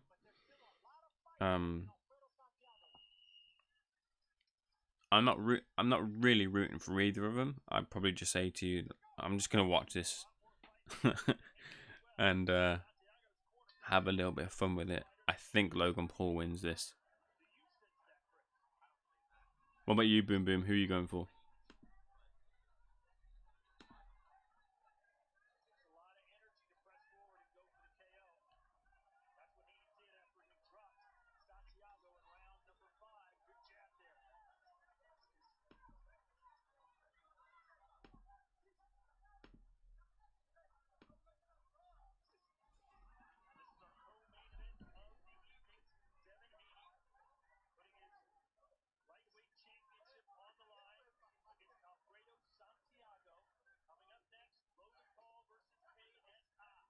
Single jab to the body from Haney.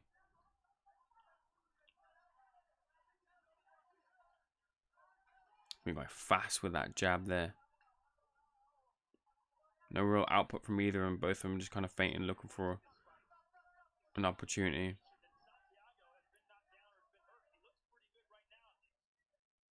Santiago now not using more of his size. He's ducking and bending low.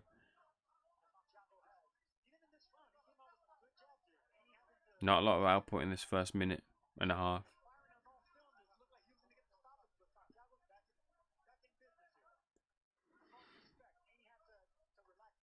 Single jab from Devin Haney. And then a clinch again.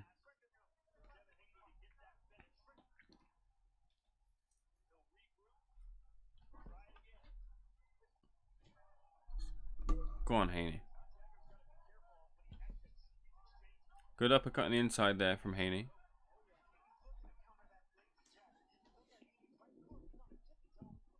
Give me Haney versus Joe Laws, man. Fucking Joe Laws is such a character. It was absolutely fucking wild when Joe Laws came out in Newcastle. Fucking funny guy.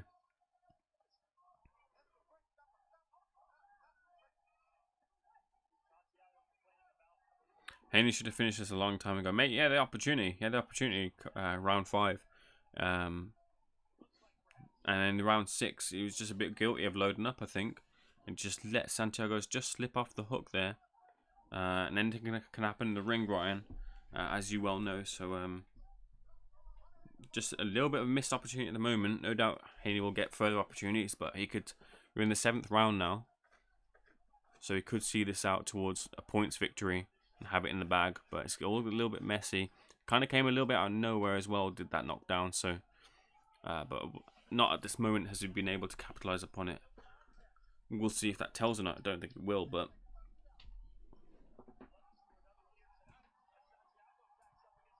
Joe Lawson and his MC in Vegas. That'd be fucking mental, wouldn't it? What was it? MC Tazo. MC Tazo, man.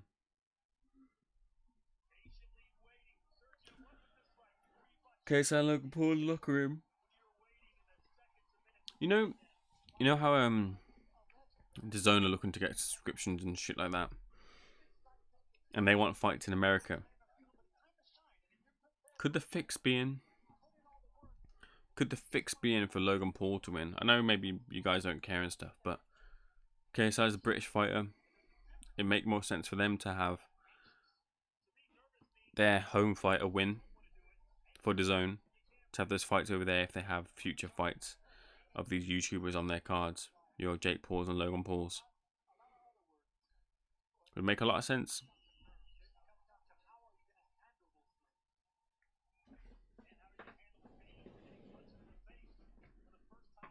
Jolas would have a fucking whale of a time, wouldn't he? That build up against fucking some of the stuff that he comes out with. Just what a character he is, man.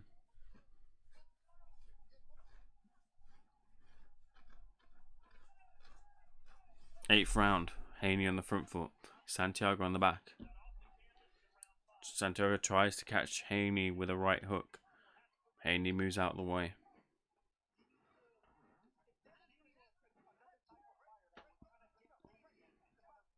Haney shot a right. Stepped forward, did Santiago into a clinch. Good 1-2. Then Haney moves out of the way. Another clinch again. It's still getting a little bit sloppy. Excuse me. We get a little bit sleepy whilst it's getting sloppy.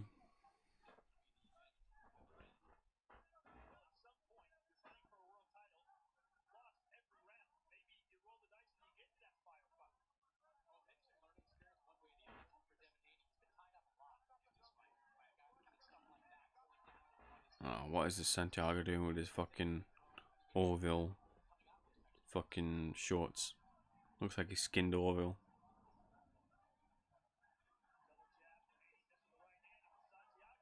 A little bit wild as Santiago misses with a lot of punches there that he shot. I haven't even checked my fucking fantasy. I need to check my fantasy team. Fucking finally, Watford FC getting a win against Norwich. That was great to see. 2-0. Look, Cabasela got his fucking ass sent off. It got a bit dicey. Yeah, it got a bit dicey in those last fucking 20 minutes. Thought we might fuck it up.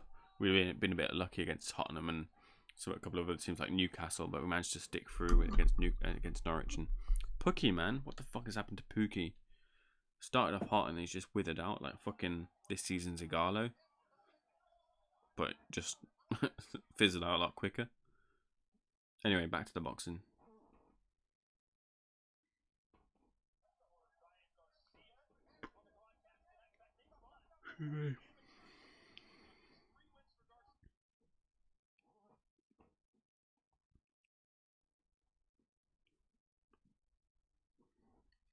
Joe Laws is one of them guys whose mouth is 3 seconds ahead of his brain. He's hilarious, mate. I think he just doesn't give a fuck about what he's saying. I think he likes the fact that he's quite ludicrous. He likes the fact that he comes out with these outlandish statements and gets him a bit of the headlines. And he's got that star as well. Like, it's no fucks given. It's come forward and he wants to fucking bang you out. So yeah, man, fair play to the character and the stuff he's building. I like him. He's quite fun. He's very fan friendly. Whether he goes on to the sport and does something is another thing, but it'll be a fun ride and it'll be a funny ride as long as it lasts.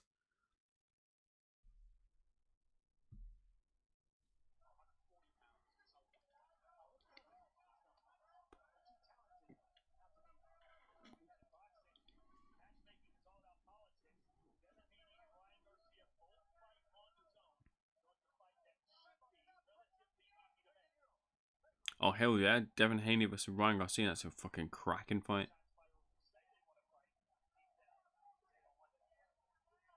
Single jabs from Devin Haney.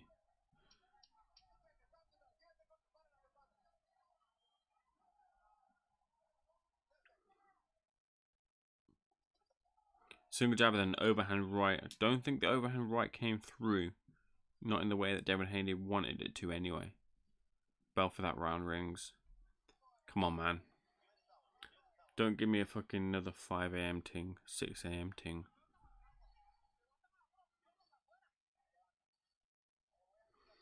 No Pookie, no party. It is at the moment for Norwich, man. No Pookie, and then Cantwell. Had him in the fantasy. Cantwell was obviously doing the bits, but now he's like a value signing, and now he's not. And I kept Delafeu in. And I thought this will be one of my last weeks that I'll keep Delafeu, but I thought like in tight relegation battles like this one, like the 6-pointers as it were, Delafeu can do the business. And I bought Pereira in as well, but Pereira got fucking injured. But hopefully Dean will come back over the thing. He'll make a bit of a difference. But it's good that we won. Got the first victory of the season and then won without Deanie. So it wasn't just a Deanie thing. And obviously as a Watford I know that, but other people on the outside think it's something else. But anyway. Yeah, man. João Pedro. Look out for João Pedro. He's coming in January. He's going to be the business Brazilian kid who we've signed. We bought him for 10 million. He started doing the business in Brazil, scoring a fucking load of goals, even an overhead kick, right? Then Barcelona, Man City, Liverpool came sniffing around. Fluminense wanted to renege on the deal for a breakout fee or something like that, but we held him down. We've got João Pedro, who's now got a work permit. An 18-year-old kid from Brazil has got his work permit. He's coming over in January. He's going to be the fucking business.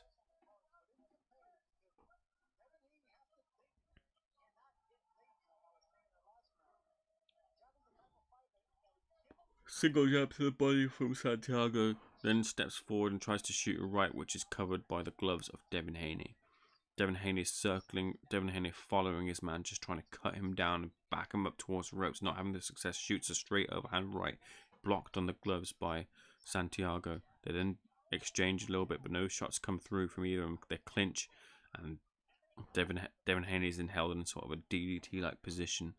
But Santiago doesn't execute the DDT. Jake the Snake fucking Roberts style.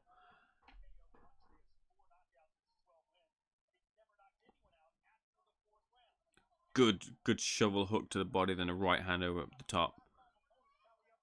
Devin Haney trying to slip up out the clinch. Then it's I think he ate the jab, didn't quite see it. Devin Haney slips a jab, moves out the way, shoots a right, eats a right, then it's clinched again.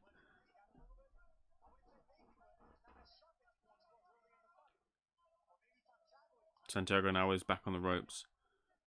Steps forward and clinches again in that DDT position, Jake the Snake style.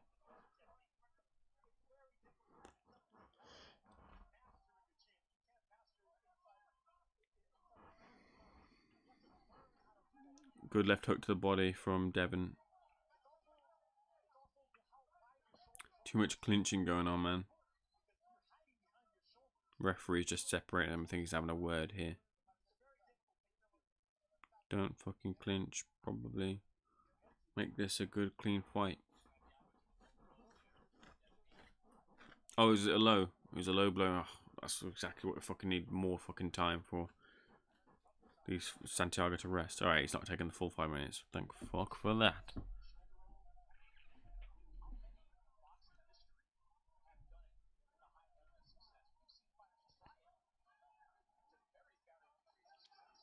My covering Wilder vs Ortiz. I don't know just yet because I could be at the fight card in Liverpool because that's on the same day, isn't it? It's the 23rd. And if I'm covering it, I don't know what time I get back or if I can bring my equipment up to Liverpool. If I'm at a hotel, I could then stream from there. So basically, I'll let you know. I don't know just yet. I'll have a clearer picture maybe by the end of next week.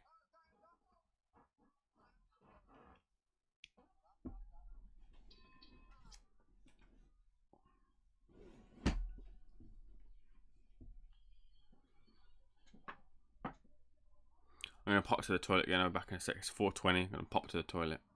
I'm actually popping to the toilet though. Back in a sec.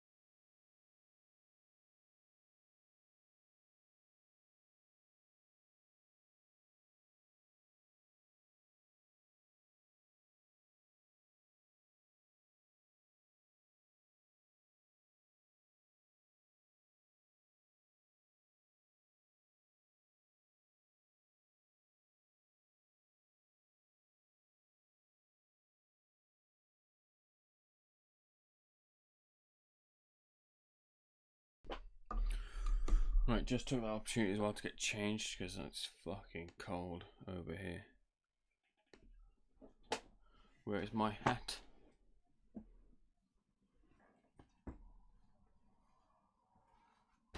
Good right hand, couple of right hands there from Haney as he backs his opponent onto the ropes. His opponent then elects to clinch once more. It's mostly him instigating these clinches. He's probably gassing.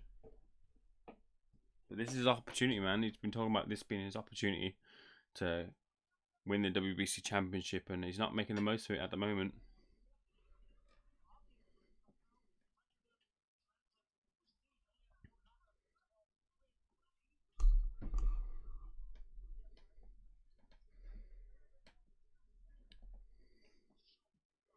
Another clinch, man. There's only one more round of this, thank fuck. And it's going to be a 5 a.m. ting, man. And I'm saying ting. What the hell?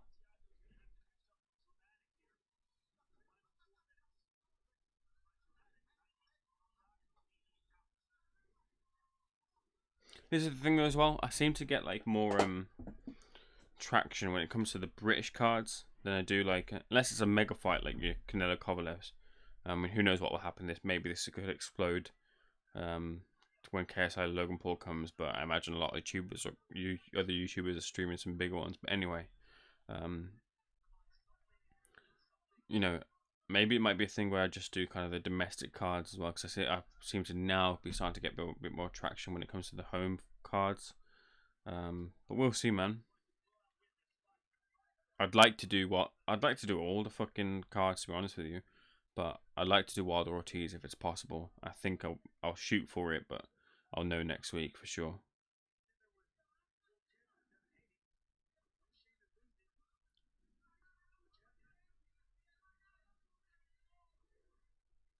Triple jab from Devin Haney, backing up Santiago, who shoots a right hand, and then slips to the floor after being held down by Devin.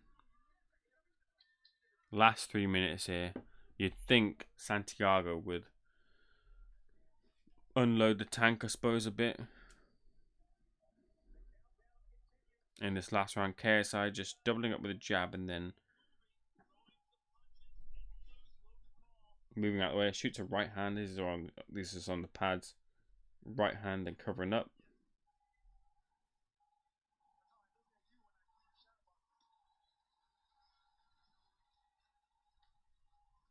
Logan not warming up.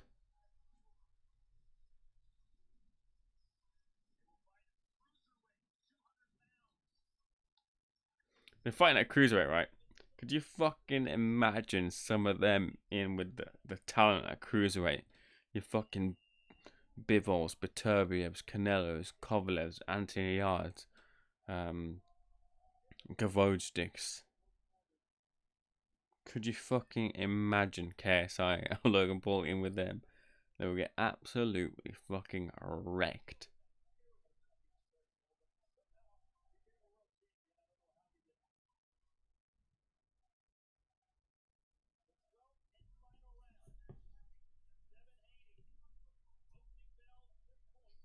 Final round, man, before we get to the main event. Which is what we're all here for, let's be honest with you. Santiago's got to pull something out of the bag if he's going to get the WBC belt off of Devin Haney, the newly won outside of the ring WBC belt. That's second to apparently the franchise champion, whatever the fuck the franchise champion is.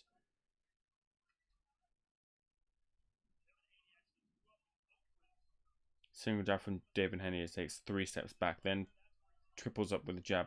Each jab misses, but backs up his opponent. His opponent comes back towards the center of the ring, tries to shoot a single jab to the body, misses. Single jab and then a clinch. Another clinch.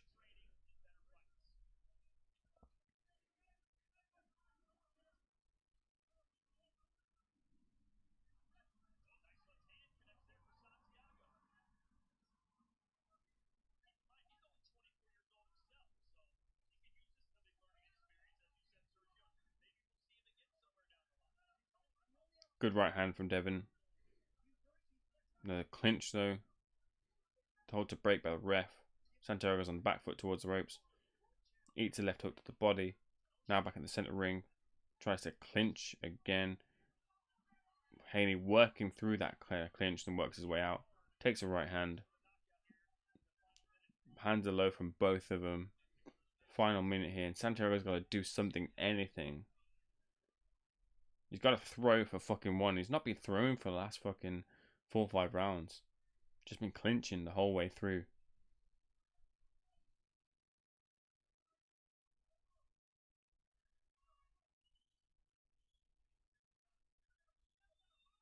Trying to stalk down Devin, not closing him down, just following him around. Again, not shooting anything. Your final 30 seconds, and you've got to knock the guy out. Try to shoot right hand. Haney sees it come in, clinches and pushes Santiago towards the ropes. They're separate with the referee. Final 20 seconds. Got to land something, got to throw something to land in the first place. Stepping forward with a jab, then elects to clinch. This time it's Haney tying his man up.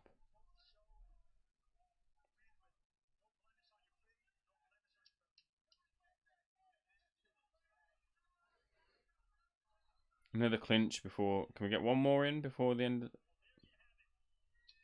Nah, we didn't. Thank God. KSI versus Logan Paul 2 is next.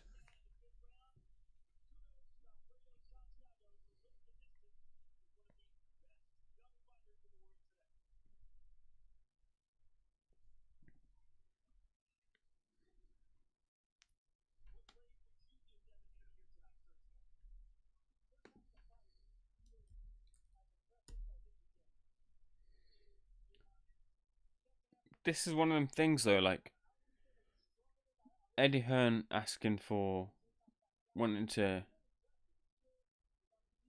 get the fans right, get the fans to transition over to boxing, but he's put on these 2 fights, Billy Joe Saunders and Coceres, and then Haney and Santiago. It's just not quite worked off.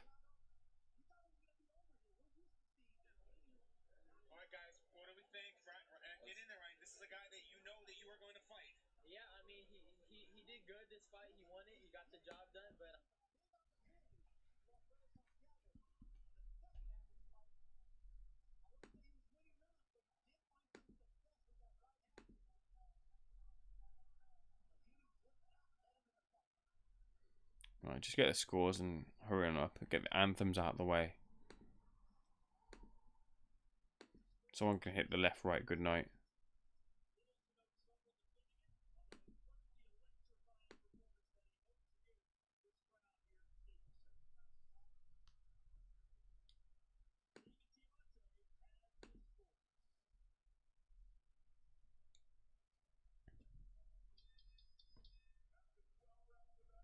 Right. There's going to be no controversy on the scorecards for sure.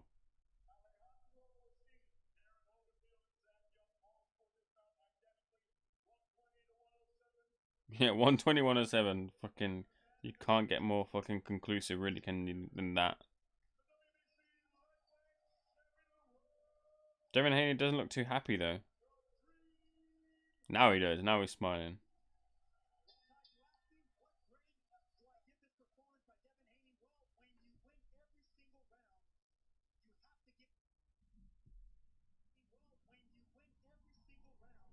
Oh, I'm lagging. I'm absolutely lagging.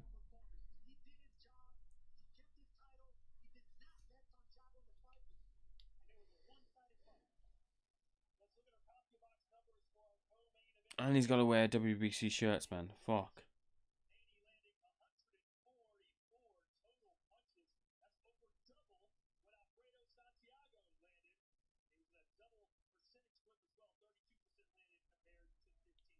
Lagging hard, man.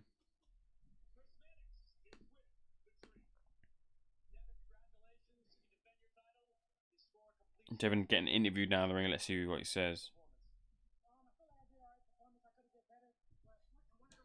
One of these events, right? These are tailor made for someone with a bit of a personality, like a Eubank Jr.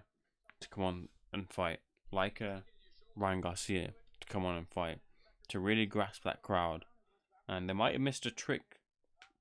Obviously, Devin Haney is talented, Obviously, Billy Joe Saunders is talented, but they might have just missed a trick here to bring those fans over, which would be a bit of a shame.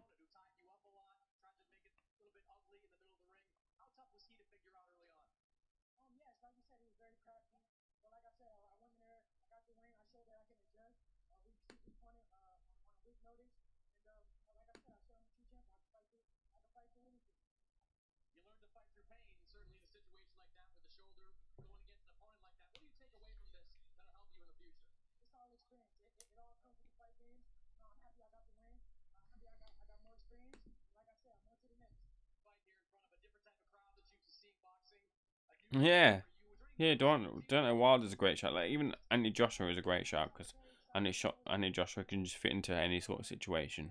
You know what I mean? And market himself just in the way his look is and his his personality, media trained or not, however you see it. But yeah, for Deontay Wilder to just shout his thing, for Tyson Fury, if you rein him in a little bit to to do his thing, to flex and those sort of people, those sort of personalities, you want to bring them in. Obviously, it's Eddie Hearn's at the helm, and he can only bring in the people that he's got.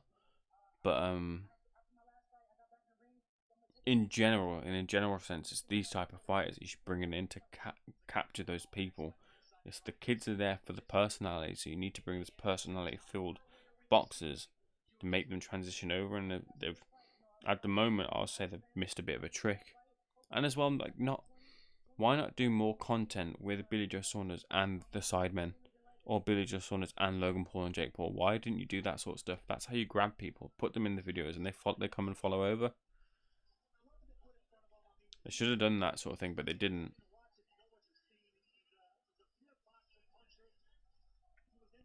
For sure, anyone with big power, they say in America, not only do like winners, they fucking love a knockout. They absolutely love a knockout over in America. And we haven't seen that. Well, sorry, we have seen that in Billy Joe Saunders, but it took however many rounds it did. But we haven't seen anything kind of explosive yet, and that's what you kind of need.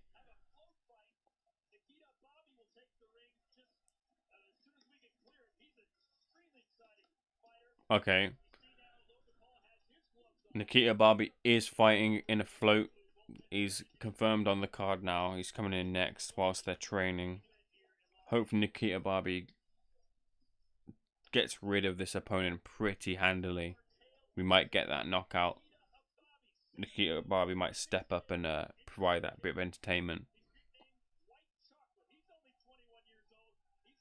Against Jonathan Batista.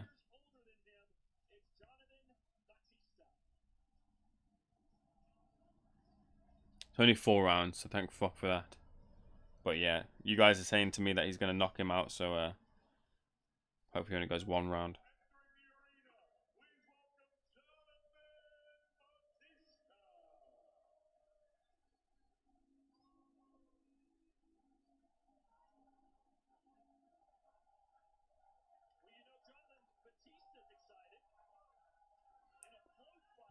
Jonathan Batista looks like a mini Luis Ortiz. Anyone else see that, or is it just me? He looks like he's got fucking... He looks like the younger brother. He looks like the younger brother. He's a mini Ortiz.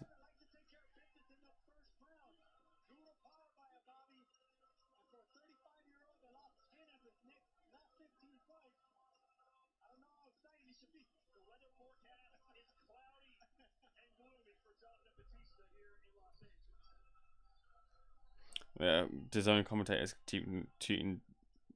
treating Batista like a bit of a chump.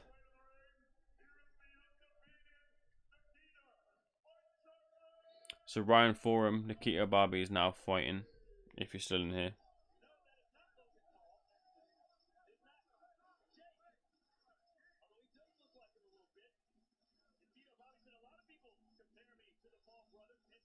Good. This is the type of person with a bit of personality, a bit about him.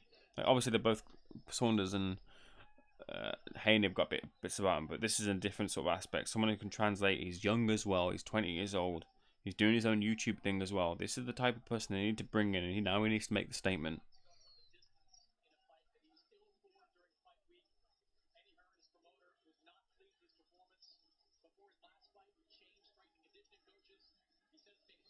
They had faced Sensei as well, but his fight fell through. Apparently his opponent got an injury, which is a shame.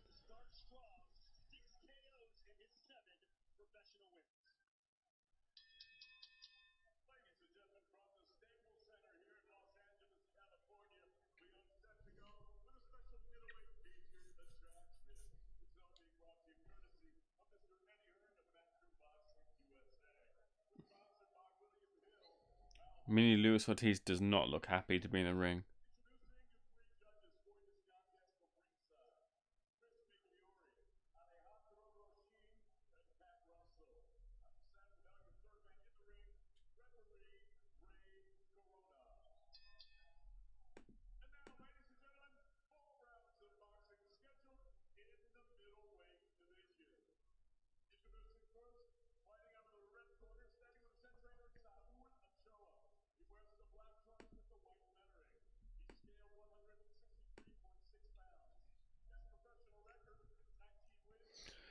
Come on with official introductions, man.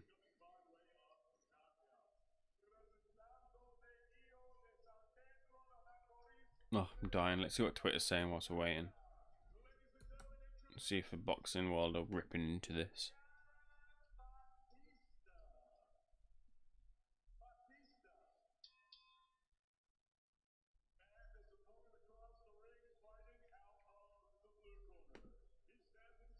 Oh, James DeGale. Chin up, bud. Your sister is still fit as. James DeGale responding with your mum.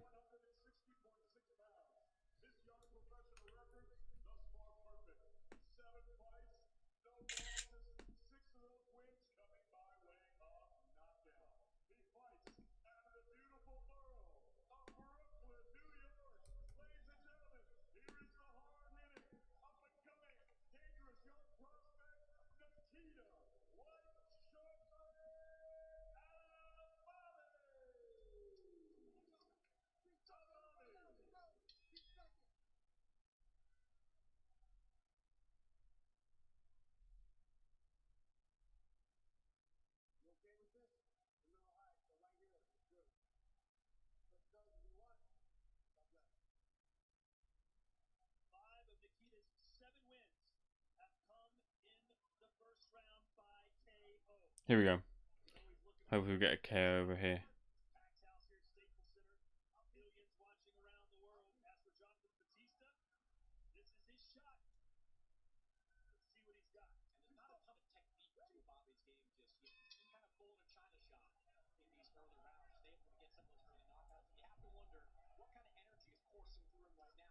Single jab from Ababiy, covered by Batista. Batista just a little bit tentative here. Tries to shoot an overhand right as Ababiy just misses. And a left hook.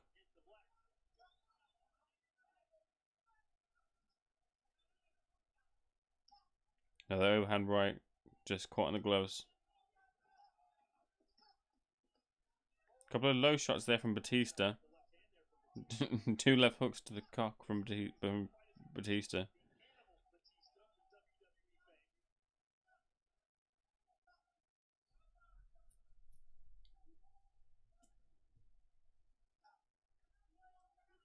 A lot bigger as Ababiy, you can just tell.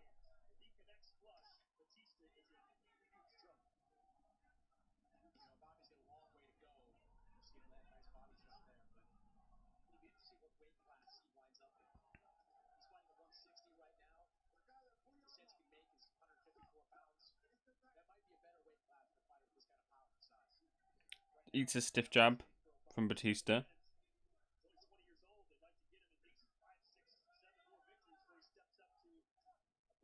Left hook. Pin him on the ropes. Tries to work out, but Batista just kind of rushes forward.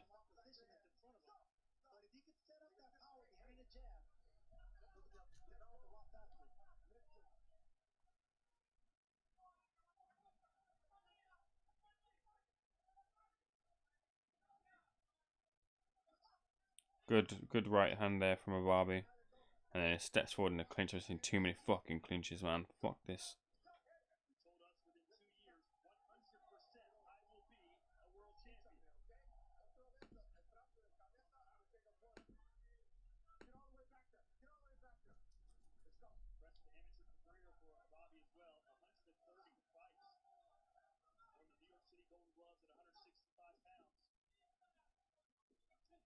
Oh, just takes a couple of punches there. Just oh, he's down.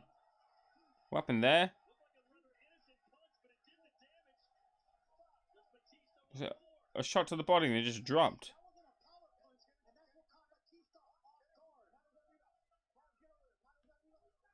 Strange one that. Overhand right. In the clinch. Oh, he's claiming the shot. Oh, look at this. Look at this. He's claiming that he's been absolutely KO'd from a shot to the back of the head, which he hasn't been, because he moved his hand, then played sort of knocked out. Now he's coming back up.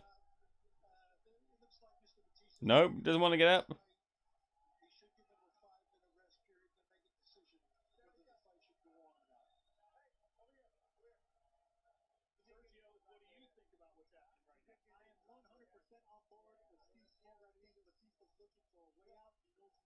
Yeah, he doesn't want in. He doesn't want in, does Batista?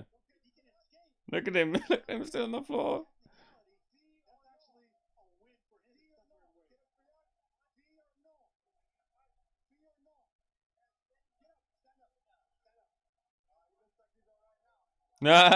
See, I know now. He looks like he's standing up. Looks like he's alright to fight. So they've kind of wormed their way out of the situation of him not, getting a no contest or a disqualification or something. So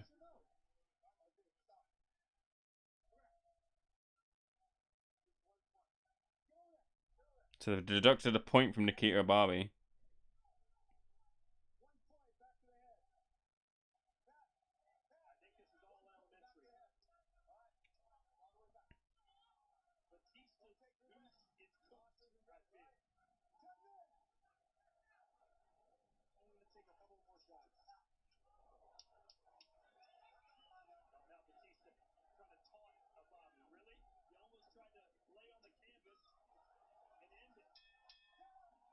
Oh, look at this.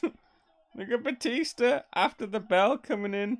Oh, he still wants it. Look at him. What? Don't wave it off. What are you doing? Why did you do that? It now gets a little bit spicy and you don't let him fucking fight in the second round.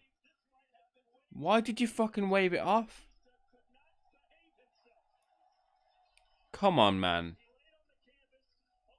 Just when it got a little bit of entertaining there, you wave it off.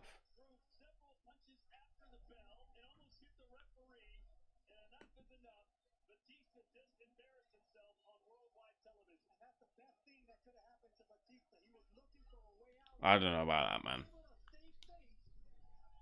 I would have let him see it through and then fucking...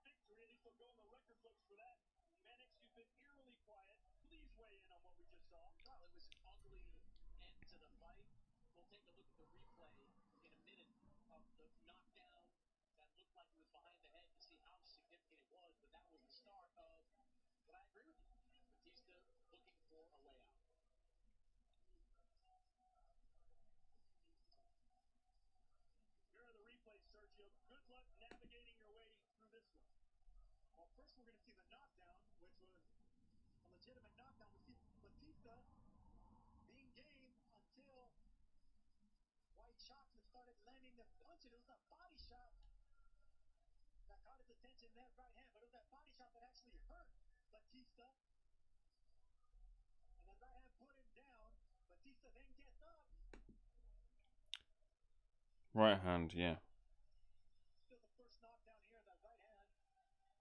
Mate, this guy was looking to take a fucking dive, man. Fuck this guy.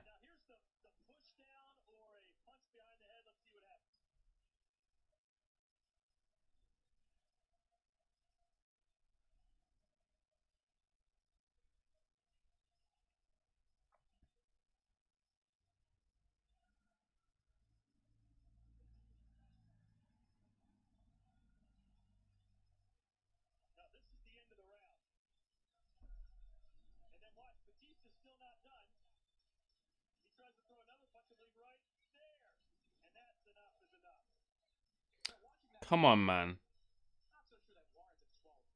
No, it doesn't warrant disqualification.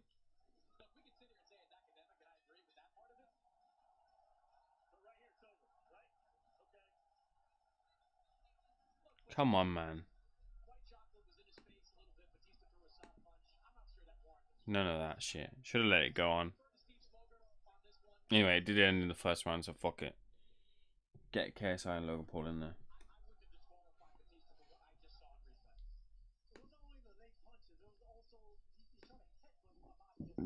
Excuse me.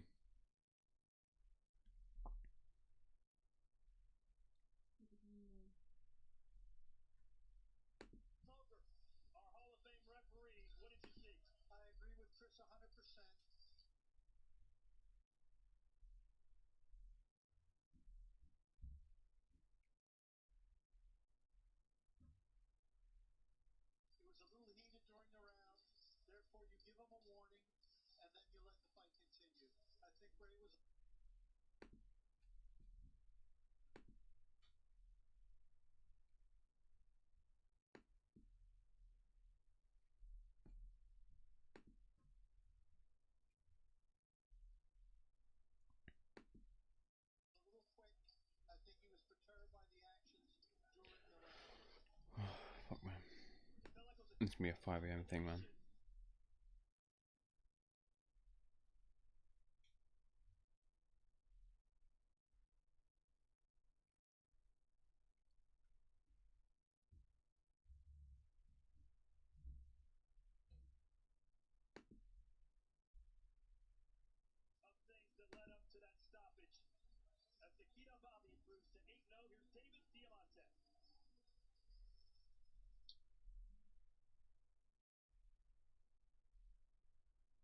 Caleb Truex, I'll beat the shit out of Billy Joe Saunders.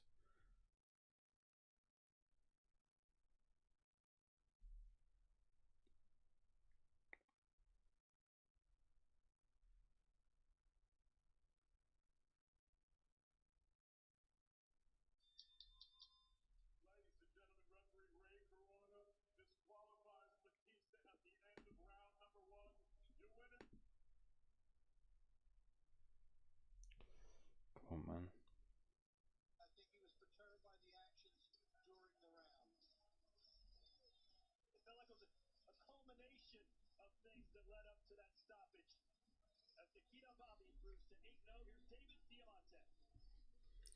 Right, let's see where we're at.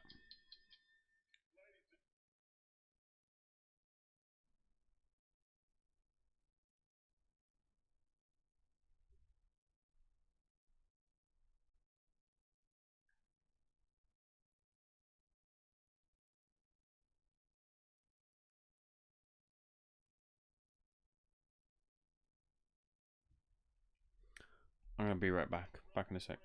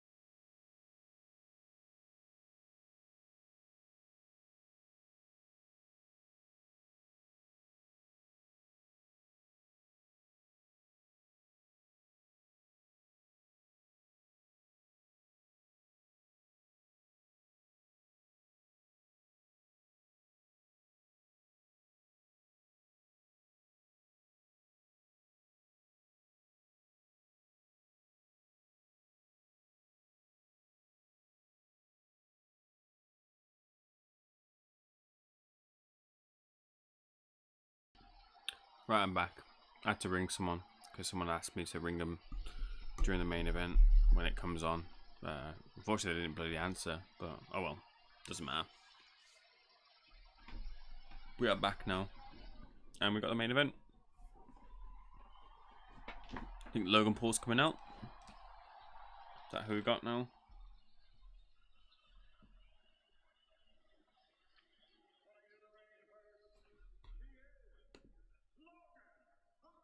Yeah, Logan Paul's coming out first.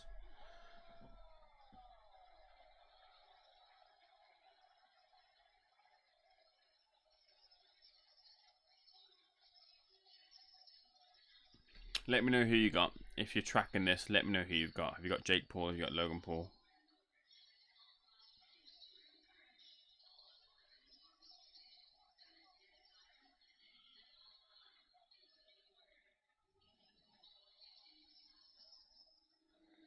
Paul with his back to us. Now turning. Got the American sort of flag thing going on.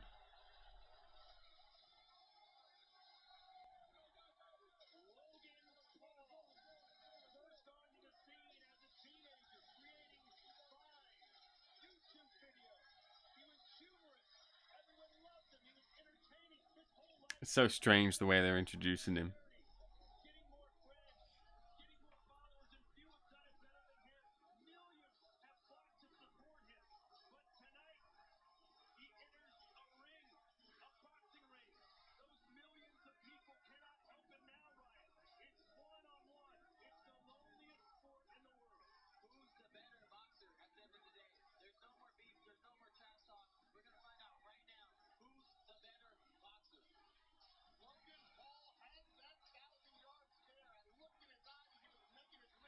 Logan Paul is in the ring now.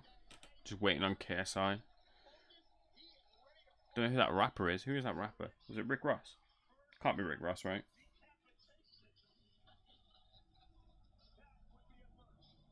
Was it? It looked like him.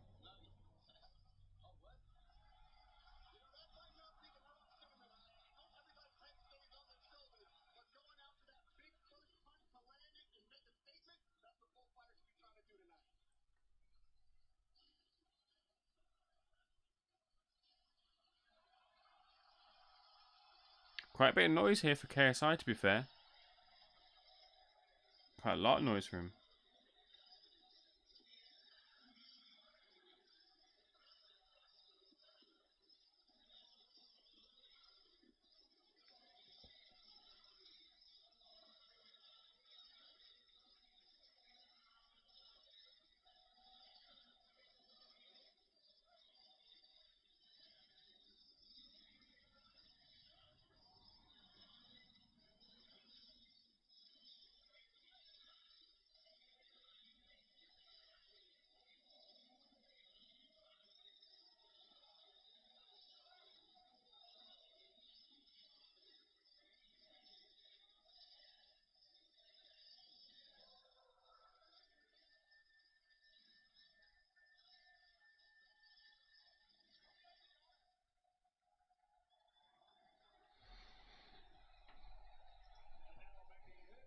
Here we go. KSI now making his entrance.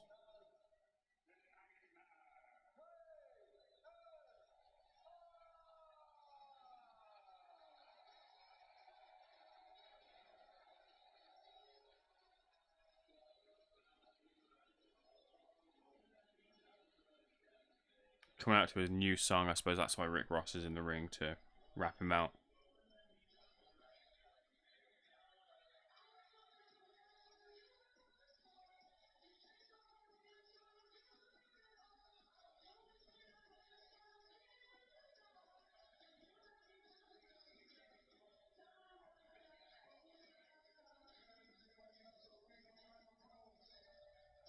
Rick Ross rapping in the ring, if you like Rick Ross.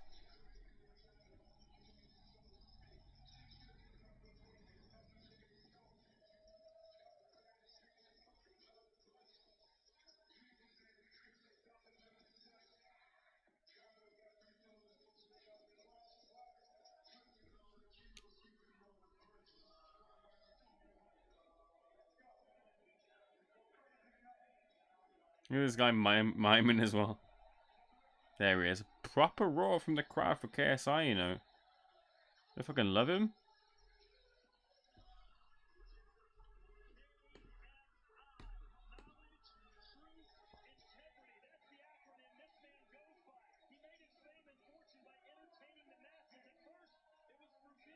Knowledge, truth, integrity. The acronym is KSI, not KTI. Unless he says strength.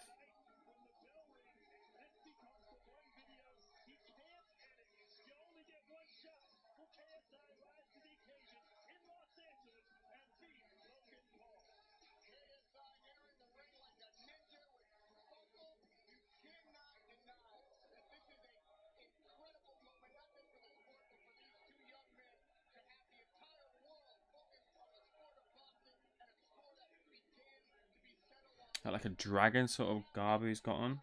Looks pretty cool.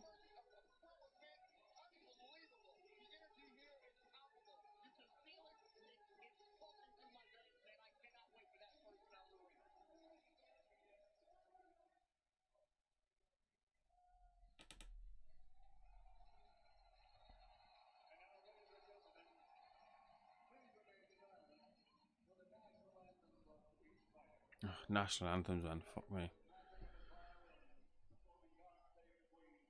At least there's only 2, not 3, because Logan Paul's from America.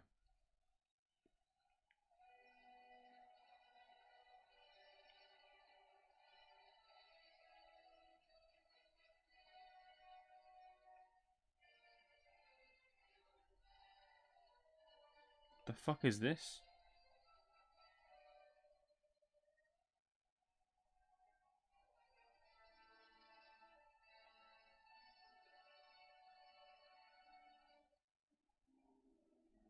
The hell is going on?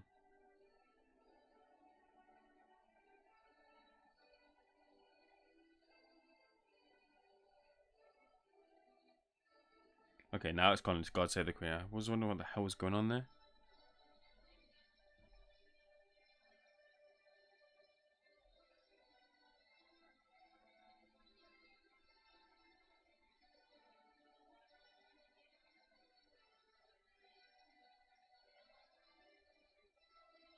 What the hell is this, man? Just fucking sing it.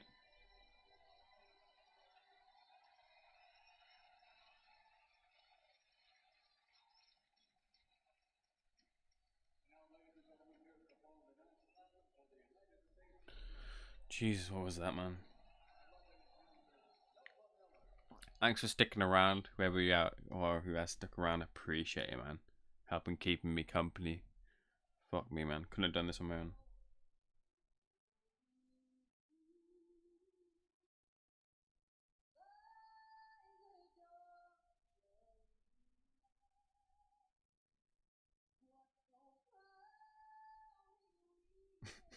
Logan Paul going into a trans. Fucking hell.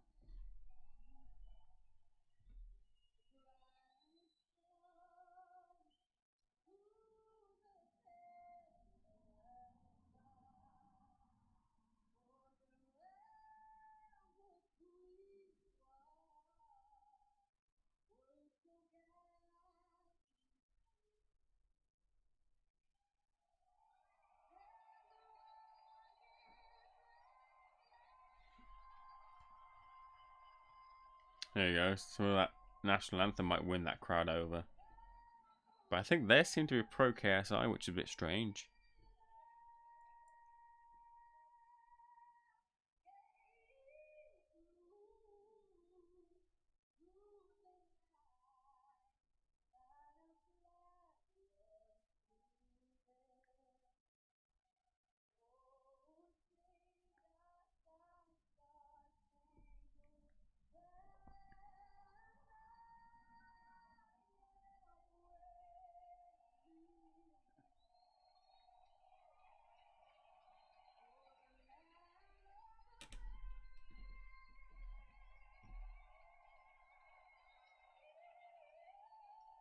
Oh, come on, man.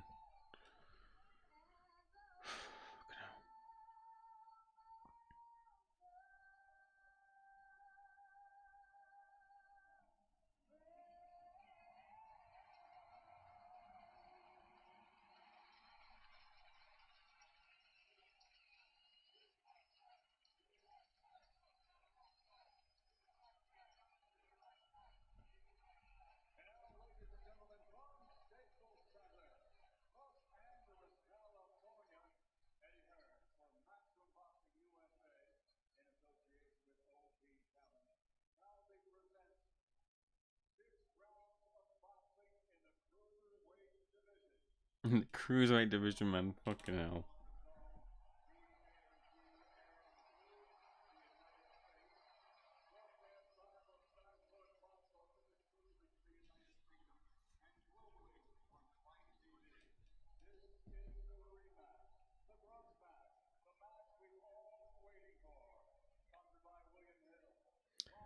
KSI looks pretty focused. Logan Paul looks quite nervous, you know.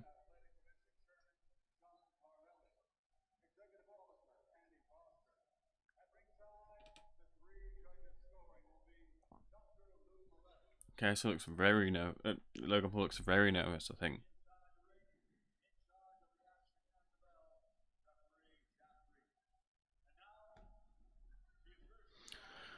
Not really fussed who wins it. I think Logan Paul wins it, just for the record. But yeah, not really fussed.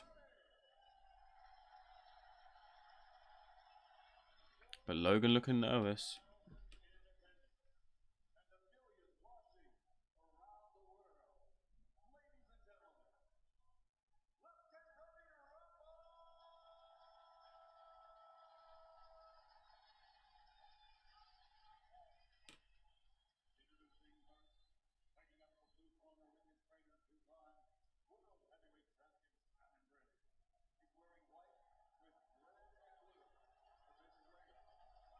They're booing him, I think.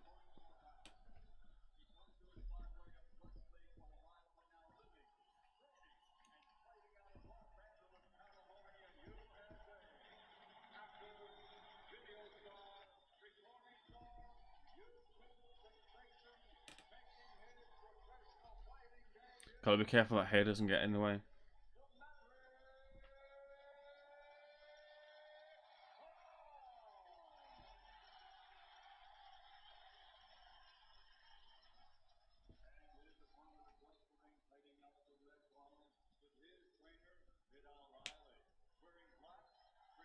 KSI looking very focused. Very pro KSI here.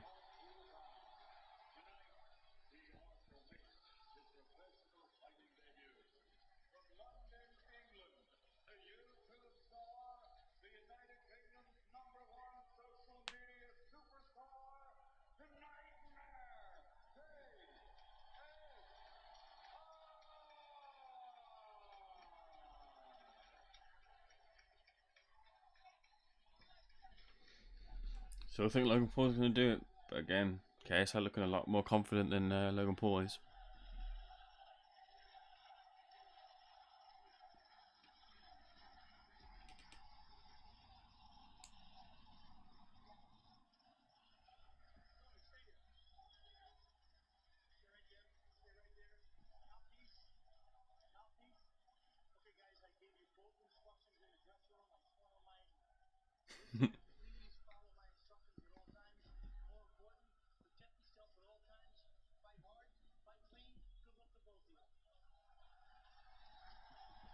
Alright then, here you go. Bell for the first round is about to ring.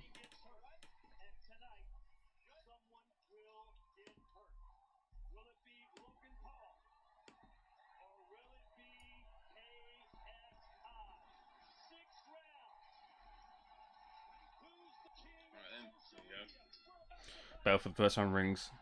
KSI with a single jab and another jab. KSI looking a lot more composed at the moment. Logan looking a bit strange in his stance. Single jab from Logan. Hands down from Logan. Overhand right from KSI. Catches one, then chin does Logan as he clinches. Logan looking very, little bit sluggish here. Fuck's sake, come on.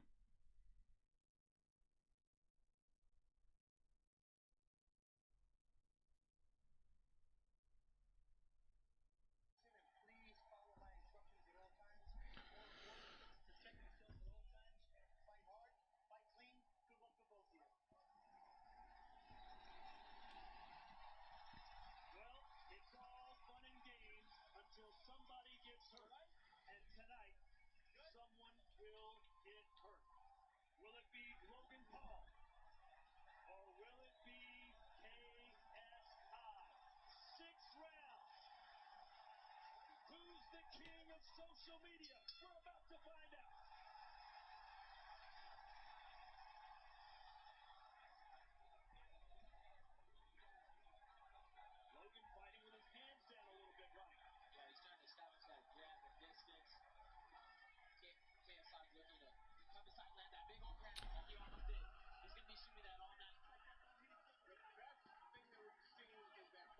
Check left hook from Logan. Overhand right from KSI there. Good work in the clinch though from Logan. Shoot 2 hooks to the body. He does look a bit out of it right now, does Logan.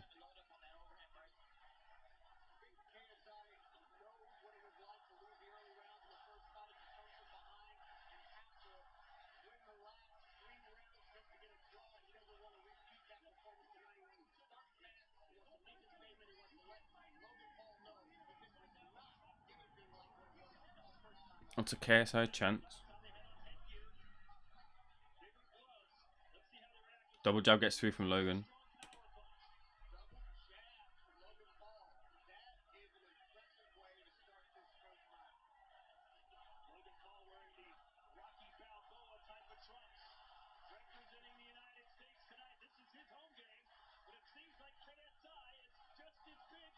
KSI wild with an overhand right, but the left kind of gets through. It's a bit slapping though.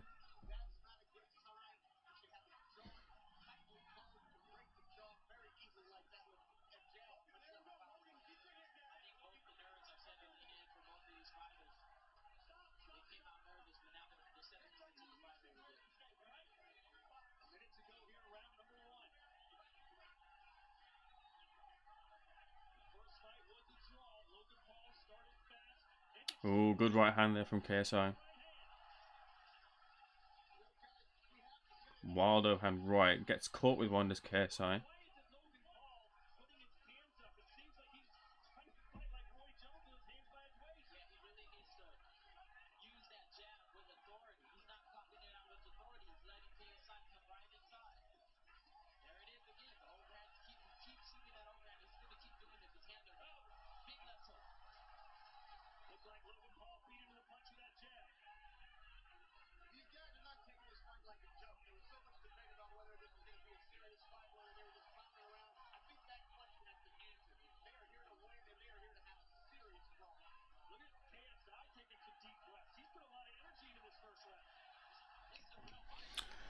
Nothing really happening here.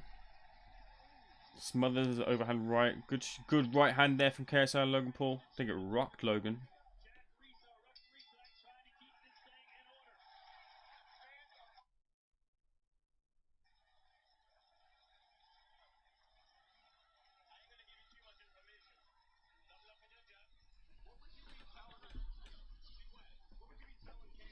Smash the like and subscribe to the channel if you're new here. I think we've got some of the consistent people in here, which is great to see, to be fair. But just in case, you know what to do.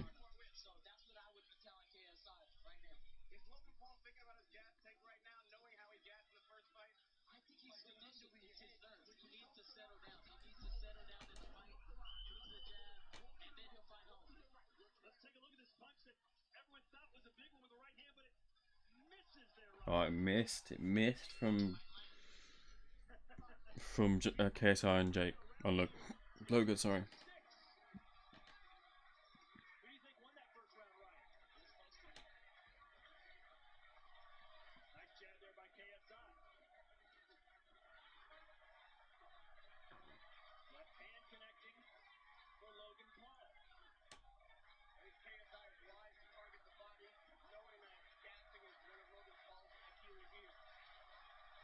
Wild left and right hooks from KSI.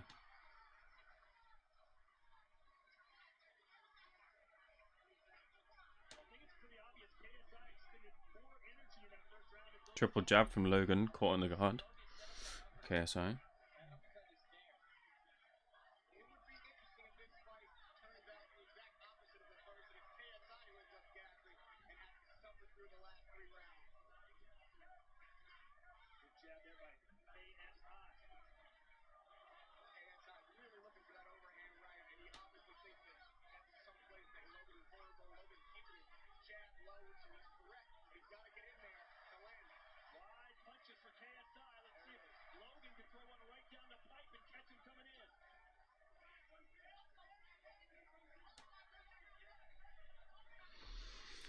Good couple of jabs from Logan.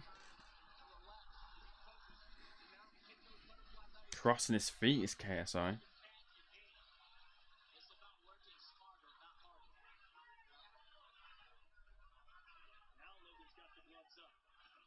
Good jab there from Logan Paul. Slips out of the way of the right, catches one though. Covers up from a right hook though. Then initiates a clinch.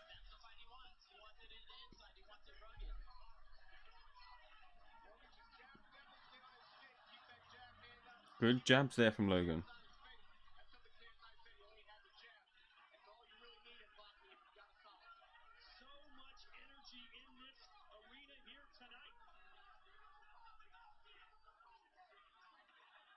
KSI smothering his work a bit. Just out of range. Missing wildly.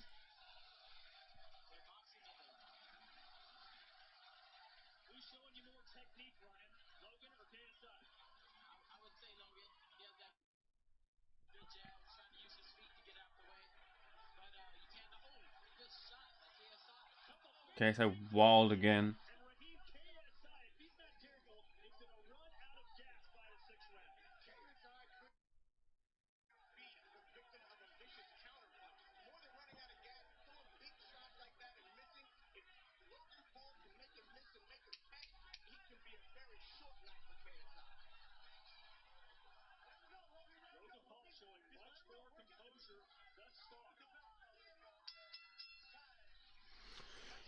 There's Justin Bieber in the crowd.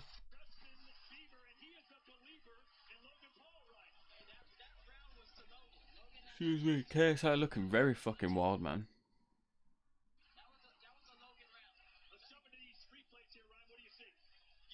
Good jab there though from Logan. Stiff jab.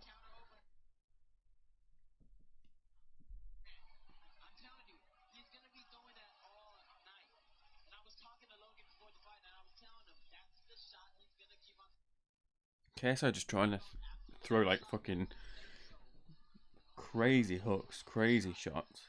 Not setting them up at all. Not showing any sort of technique here.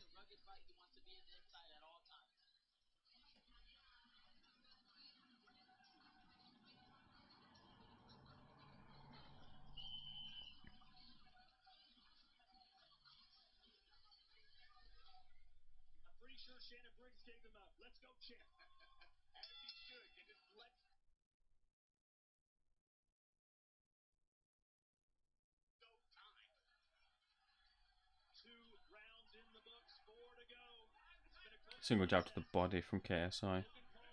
KSI now on the back foot. Double jab from Logan. Doesn't get through. Single jab to the body. Doesn't get through from Logan. Tries a check left hook. Then a single jab.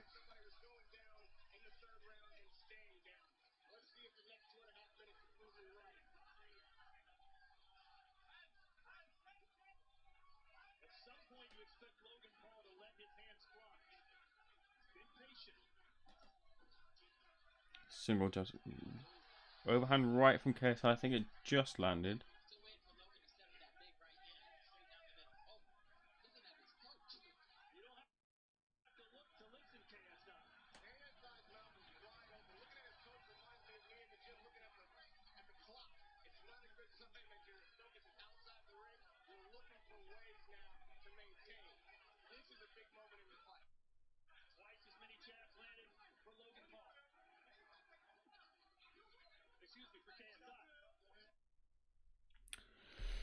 Pretty poor level of boxing here.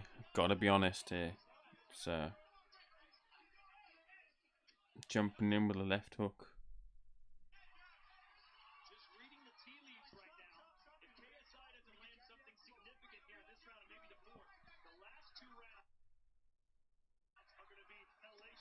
Good right hand there from KSI. Logan's down. Don't know how. They're calling it a slip there. Yeah, they're calling that a slip. Logan looking a little bit leggy here.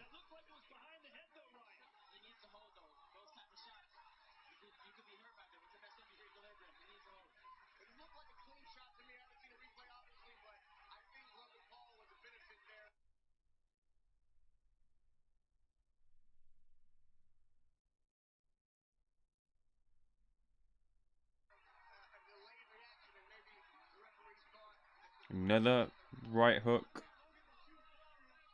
Reaching towards the back. Logan clinching.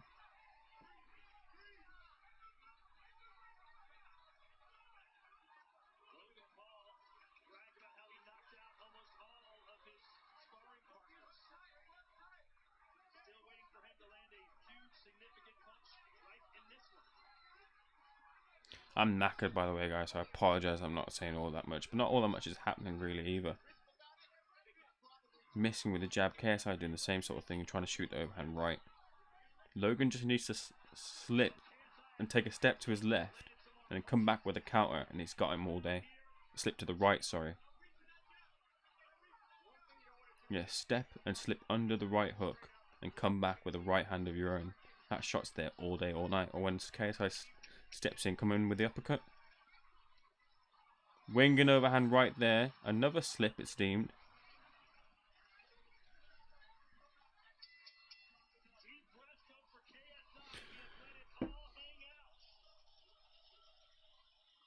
Can you change the name and just show Foreign Garage? I can't do it, mate. Otherwise, I'm going to end up getting fucking copyright strike, and I'm not interested in doing that. So I appreciate you asking. I would if I could, but I can't, mate. So I apologize.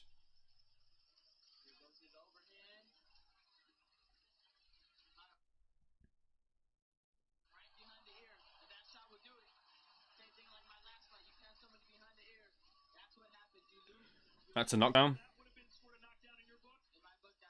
That's a knockdown for me, yeah, I agree.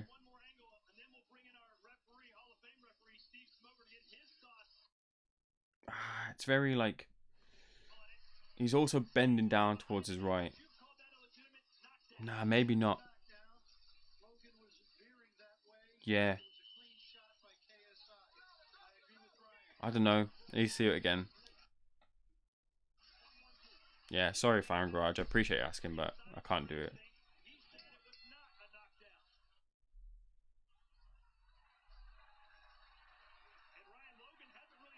Good right hand there from Logan.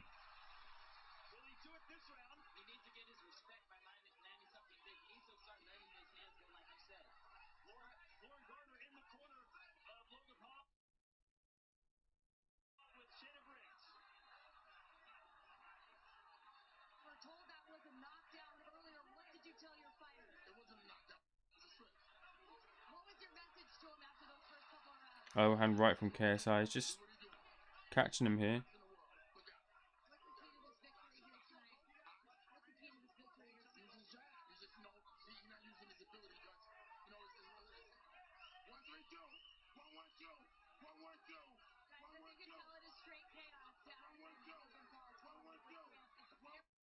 Ooh, over and right here from KSI. Looks like about to land. It does land.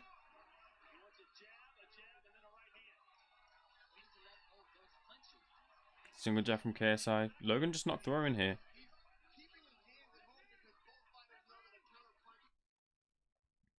Totally out of position is KSI, but Logan Paul doesn't capitalize. He's not throwing.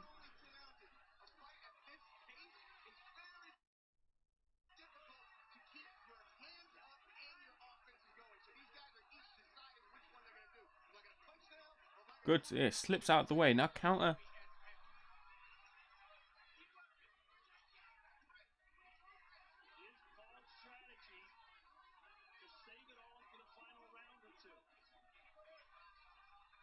KSI back and Logan Paul up. KSI now looking a little bit more ragged.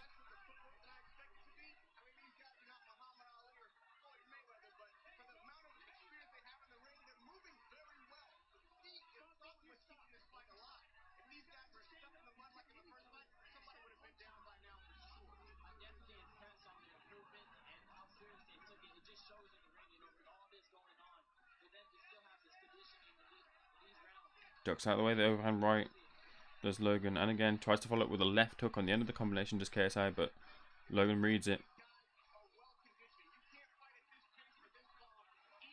Uppercut there, an uppercut there. That's a knockdown. KSI's all over the fucking place. That's a knockdown. That's a knockdown. Yeah, fine, he hit the overhand, the shot at the back of the head after, but the uppercut got him and he's down. That's a knockdown for me.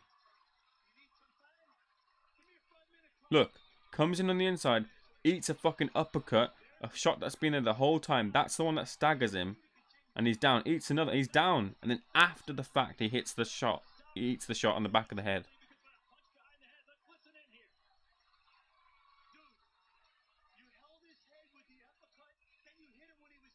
No. What is this refereeing?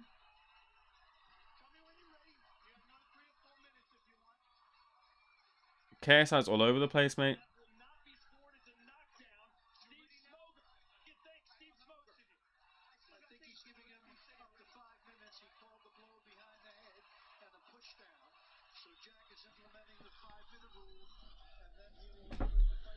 Mate, KSI just ate an uppercut on the inside, which absolutely rocked him. But then KSI then went down.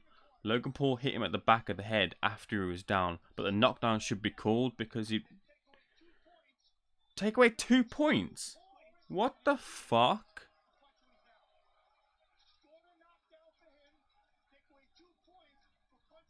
Score the knockdown, then take away 2 points. What the fuck is this?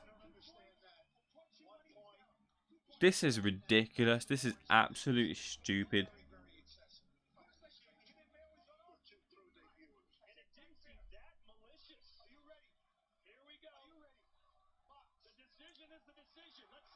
The opportunity here, though, is for KSI to knock out Logan Paul here. For Logan Paul, sorry, to knock out KSI. Joke officiating from this crazy match anyway.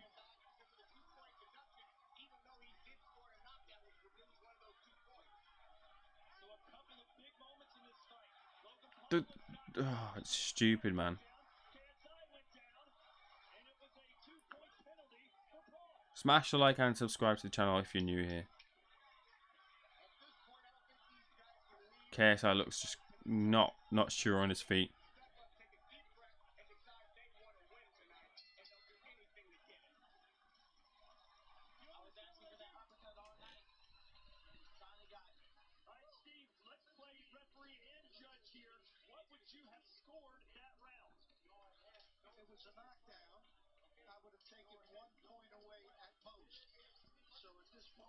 Stupid, absolutely stupid officiating here. And Jack Reese is a really good referee, but that's just...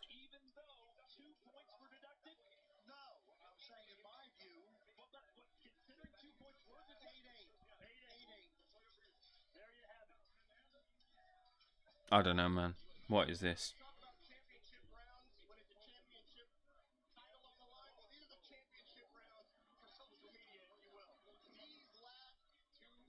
Look, uppercut, smacked him, absolutely rocked, and another one. Cracker of a shot, you could tell. He goes down. He's down after the first one, not the second one.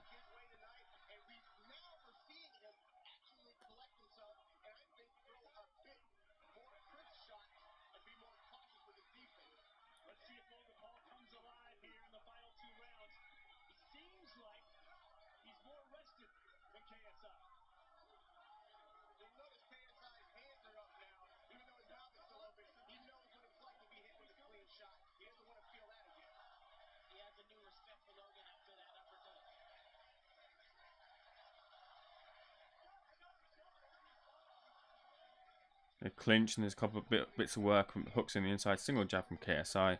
Back and towards the ropes. Single jab from Logan. Caught in the guard. KSI. One gets through.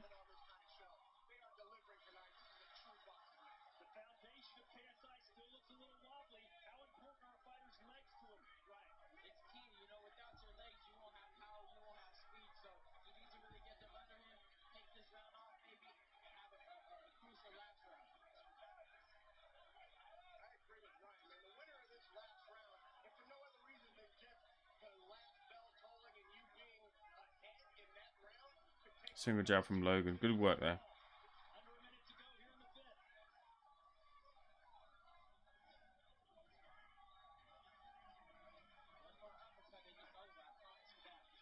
Good right hand there from KSI.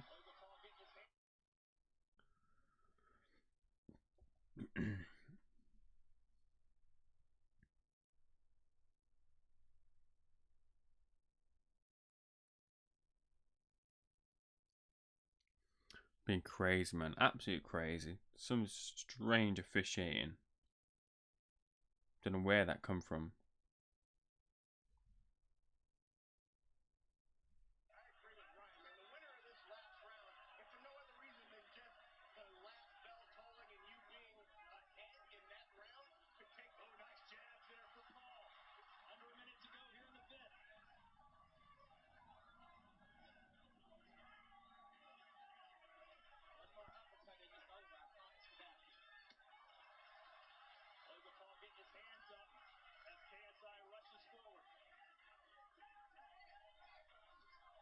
Left hook, right hand combination from Logan.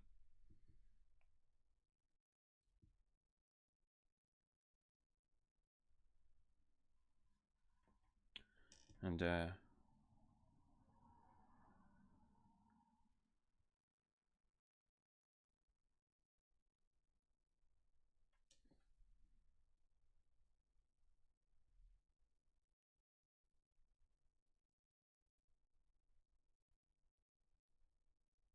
got some stuff on our end whilst we're waiting. I'll be 2 seconds.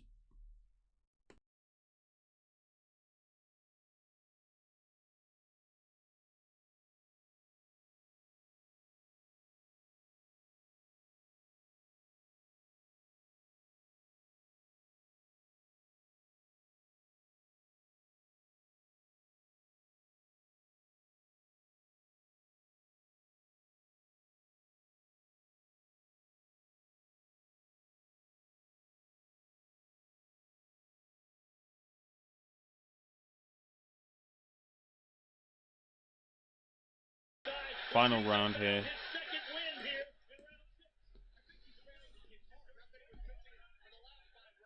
Last 2 minutes here.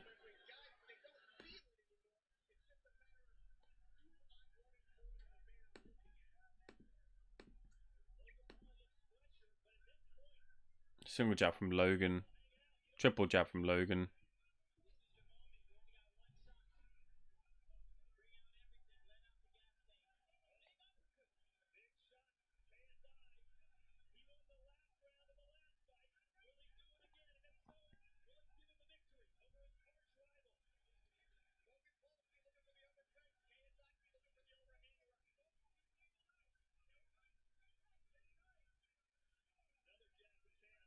Good work there from Logan.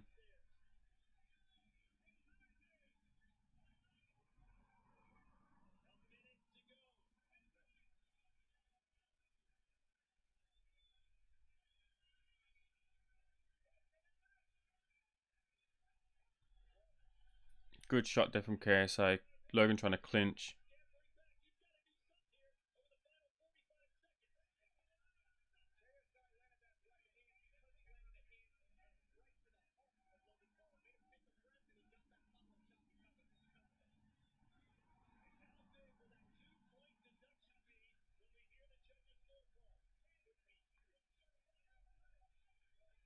What's the ref doing here, man?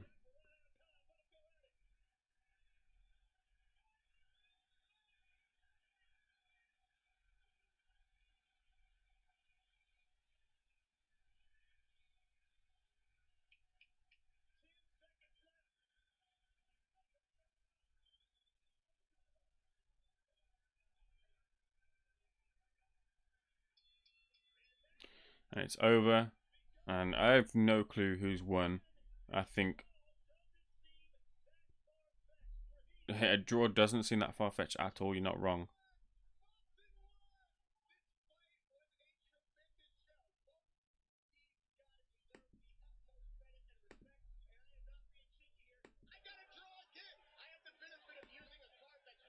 Is that Radio Raheem saying is a draw and other things as well?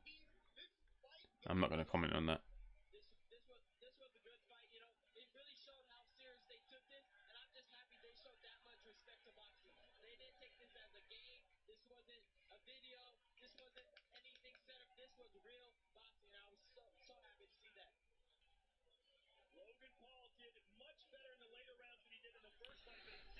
No idea what to say about that, man.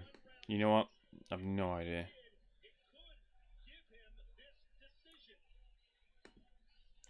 I will just say, Logan Paul knocked down KSI, and I don't agree on first viewing with the officiating in this instance. Again, on the first viewing.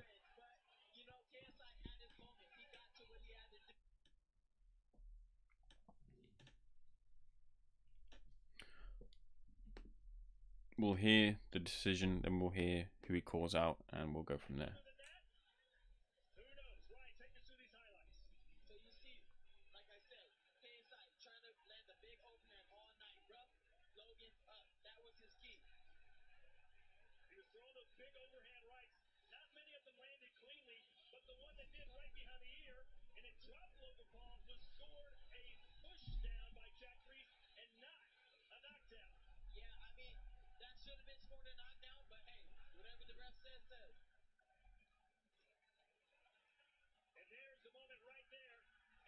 I don't know if that is a knockdown, man. I need to watch it again.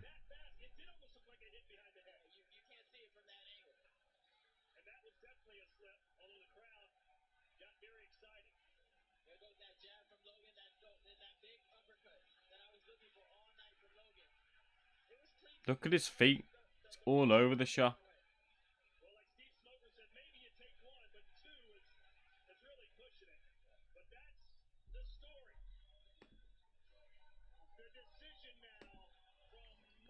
Decisions coming in.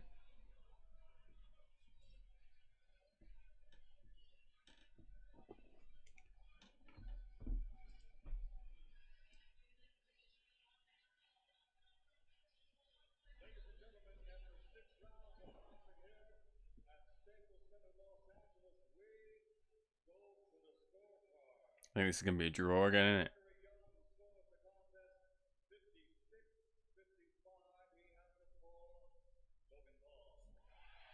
56-55 Logan.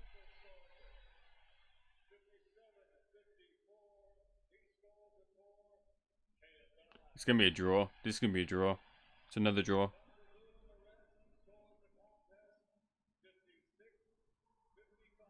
Oh.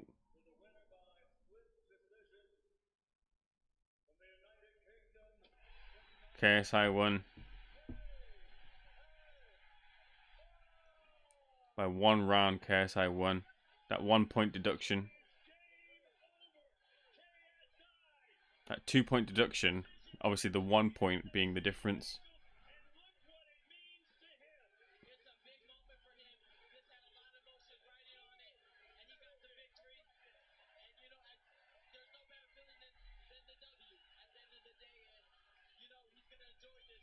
Logan Paul won. Oh, sorry.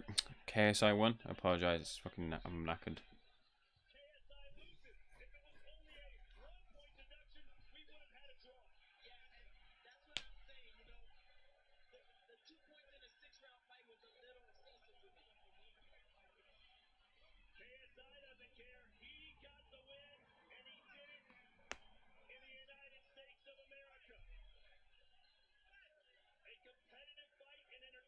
Vidal and Shannon make friends.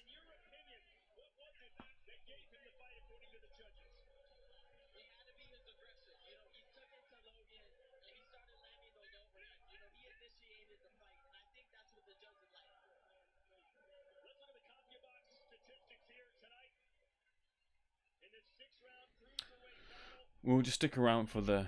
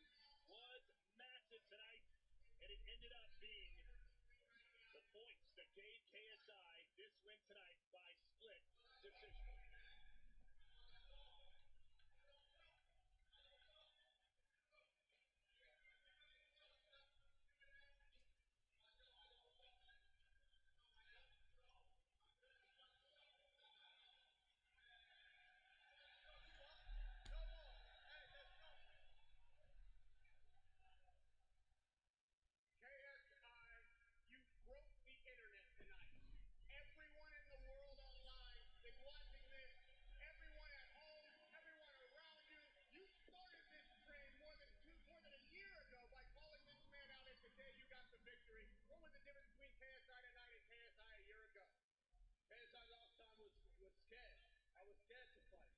I was scared to touch him. I was scared to get close to him. This time I just went in. This time I just kept going. I just kept going and kept going. You were an underdog tonight. We had all the betting, and it looked like Logan Paul was the favorite. Why were those fans wrong? Well, obviously they saw how big he was. They saw his, physique, and they were just, I mean, to Shannon, he has legs and he's white. So whatever that means. So I was just like, all right, screw that. I'm gonna work my ass off. I constantly just kept going and going and kept, and hey yo, real quick, I wanna thank my team. My team helped me so much. I wanna thank Vidal. I wanna thank Leon Williams. I wanna thank Harvey, Steve. I wanna thank my man Stitch. Helped me so much as well. And I wanna thank Larry Wade, Jeff, Mayweather. Your boy has done it, yo. I am victorious. Let's talk about the action in the ring. This was a tough fight. There was a moment of truth for you. You got hit with an uppercut. You went down. Jack said you got hit while you were. What's up, Stephen Bramis? Hello, mate. I'm knackered here. It's like 6 a.m. So I'm just listening to this. Then I'm probably gonna go. I keep saying it. And he hit me hard there. And then he just hit me in the back of the head as well. And it was just, I don't know, it was just outrageous. But it is what it is. It's calm. Your boy's happy. Your boy's victorious. Happy day. We saw you stumbling back after that knockdown. How long did it take for you to collect yourself? It took me about a minute or two, just to figure out, how I was. And then, I came back at it. I kept going. That's boxing, man. I don't want to stop. I don't want people to think, he can't take punches. He's weak. He's not a fighter. I am a fighter, and I keep going, and that's it. Earlier in the fight, you got knocked down and ripped away yourself. When you hit Logan Paul and he went down, did you think that maybe this was your moment? Oh, that should have been a knockdown. I don't know if it was or not, but hey, it is what it is. And I felt good. KSI, how has tonight changed your life? I mean, I've never worked so hard, man. Like in the ring, in camp, it was tough, man. I just kept going and kept going. But I was ready. I was on fire, and I just come to jazz, man. He couldn't deal with my jazz. Jab to body, jab to body. He kept moving, but hey, I got him. So. Boxing is a gentleman's sport. A lot of scores have been settled in a ring just like this one. Logan Paul here to my left. Had this score been settled now, do you guys at least respect each other as men, as warriors?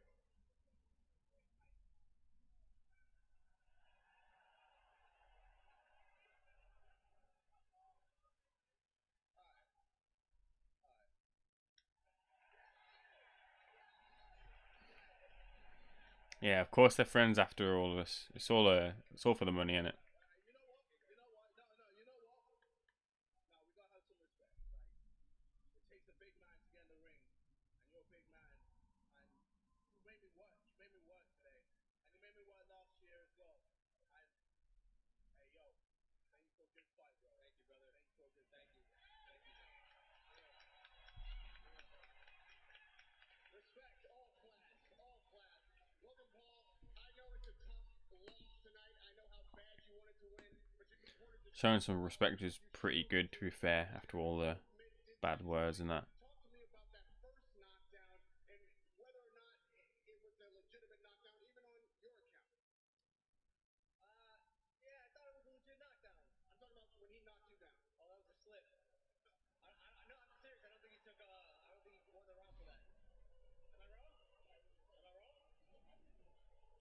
Hey, was that a slip or a knockdown? When I fell, we can take a look at it. We can take a look at it right here. Take a look at it here. Take a look at it right here.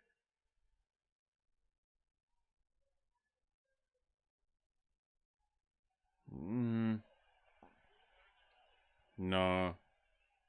It's not a knockdown. We're gonna see it from one more angle, Logan. One more angle.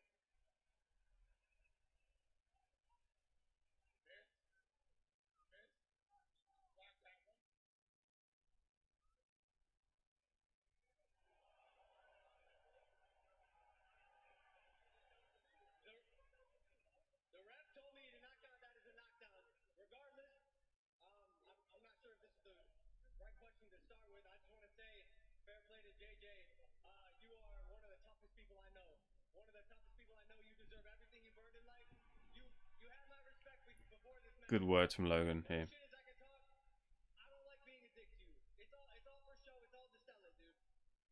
You are one of the toughest people I know, and I wish you the best. Logan Paul, many a great fighter has been knocked down. There's no disrespect or shame in that. There's respect and honor in getting up. And that was my point. You got up whether or not that was scored a knockdown or not. You continue to fight for 6 whole rounds. Dude, come on, man. You're really gonna try and hit me with the old ass meme, the Nick meme. Come on.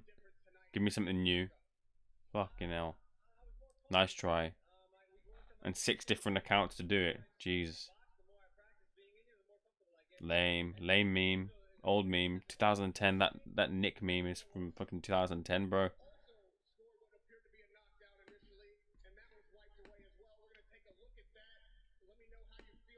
Dude, come on, man. Really gonna try and hit me with the old ass meme, the Nick meme. Come on. Give me something new. Fucking hell. Nice try. And 6 different accounts to do it. Jesus. Lame. Lame meme. Old meme. 2010. That Nick meme is from fucking 2010, bro. I let emotions get the best of me, man. But I will say, no warning. And I got 2 points. Just gonna stick around until KSI calls someone out, if he does come call someone out, but The 2 points that I got taken away from me was the reason I lost tonight. I know you know you're mad. I would love to contest the commission because I think I should have gotten a warning. Well, you guys have settled the beef as far as it goes personally, but maybe there's still professional beef to be had considering how these 2 things have been argued. Could you see a rubber match? Could we see this one more time? Yeah, I'd love to fight KSI. These are the best moments of my life, man. fighting KSI again, fair enough. Who's KSI calling out? I'm not Indian, mate, but that's a trash troll.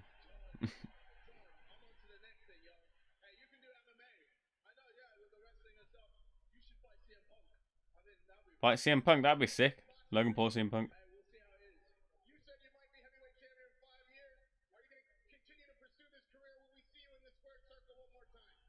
Yeah, you definitely will. I'll be back. Logan Paul boxing again, that's cool. Coming for the commission on that. I don't think that was fair at all. Wait, let these fans that showed up for you here tonight. This is no less than what happened in Manchester Arena a year ago. The American fans came out and supported KSI versus Logan Paul. Talk to the people who came here to support. I love all of you.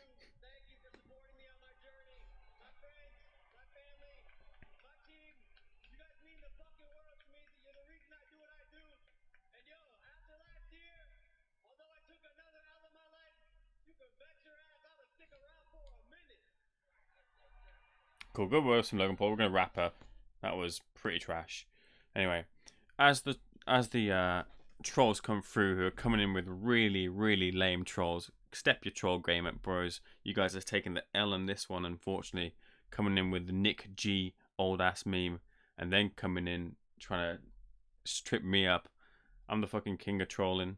But anyway, as they come in, I'm gonna step out. See you guys in a bit. Peace. I'm knackered. 5 a.m.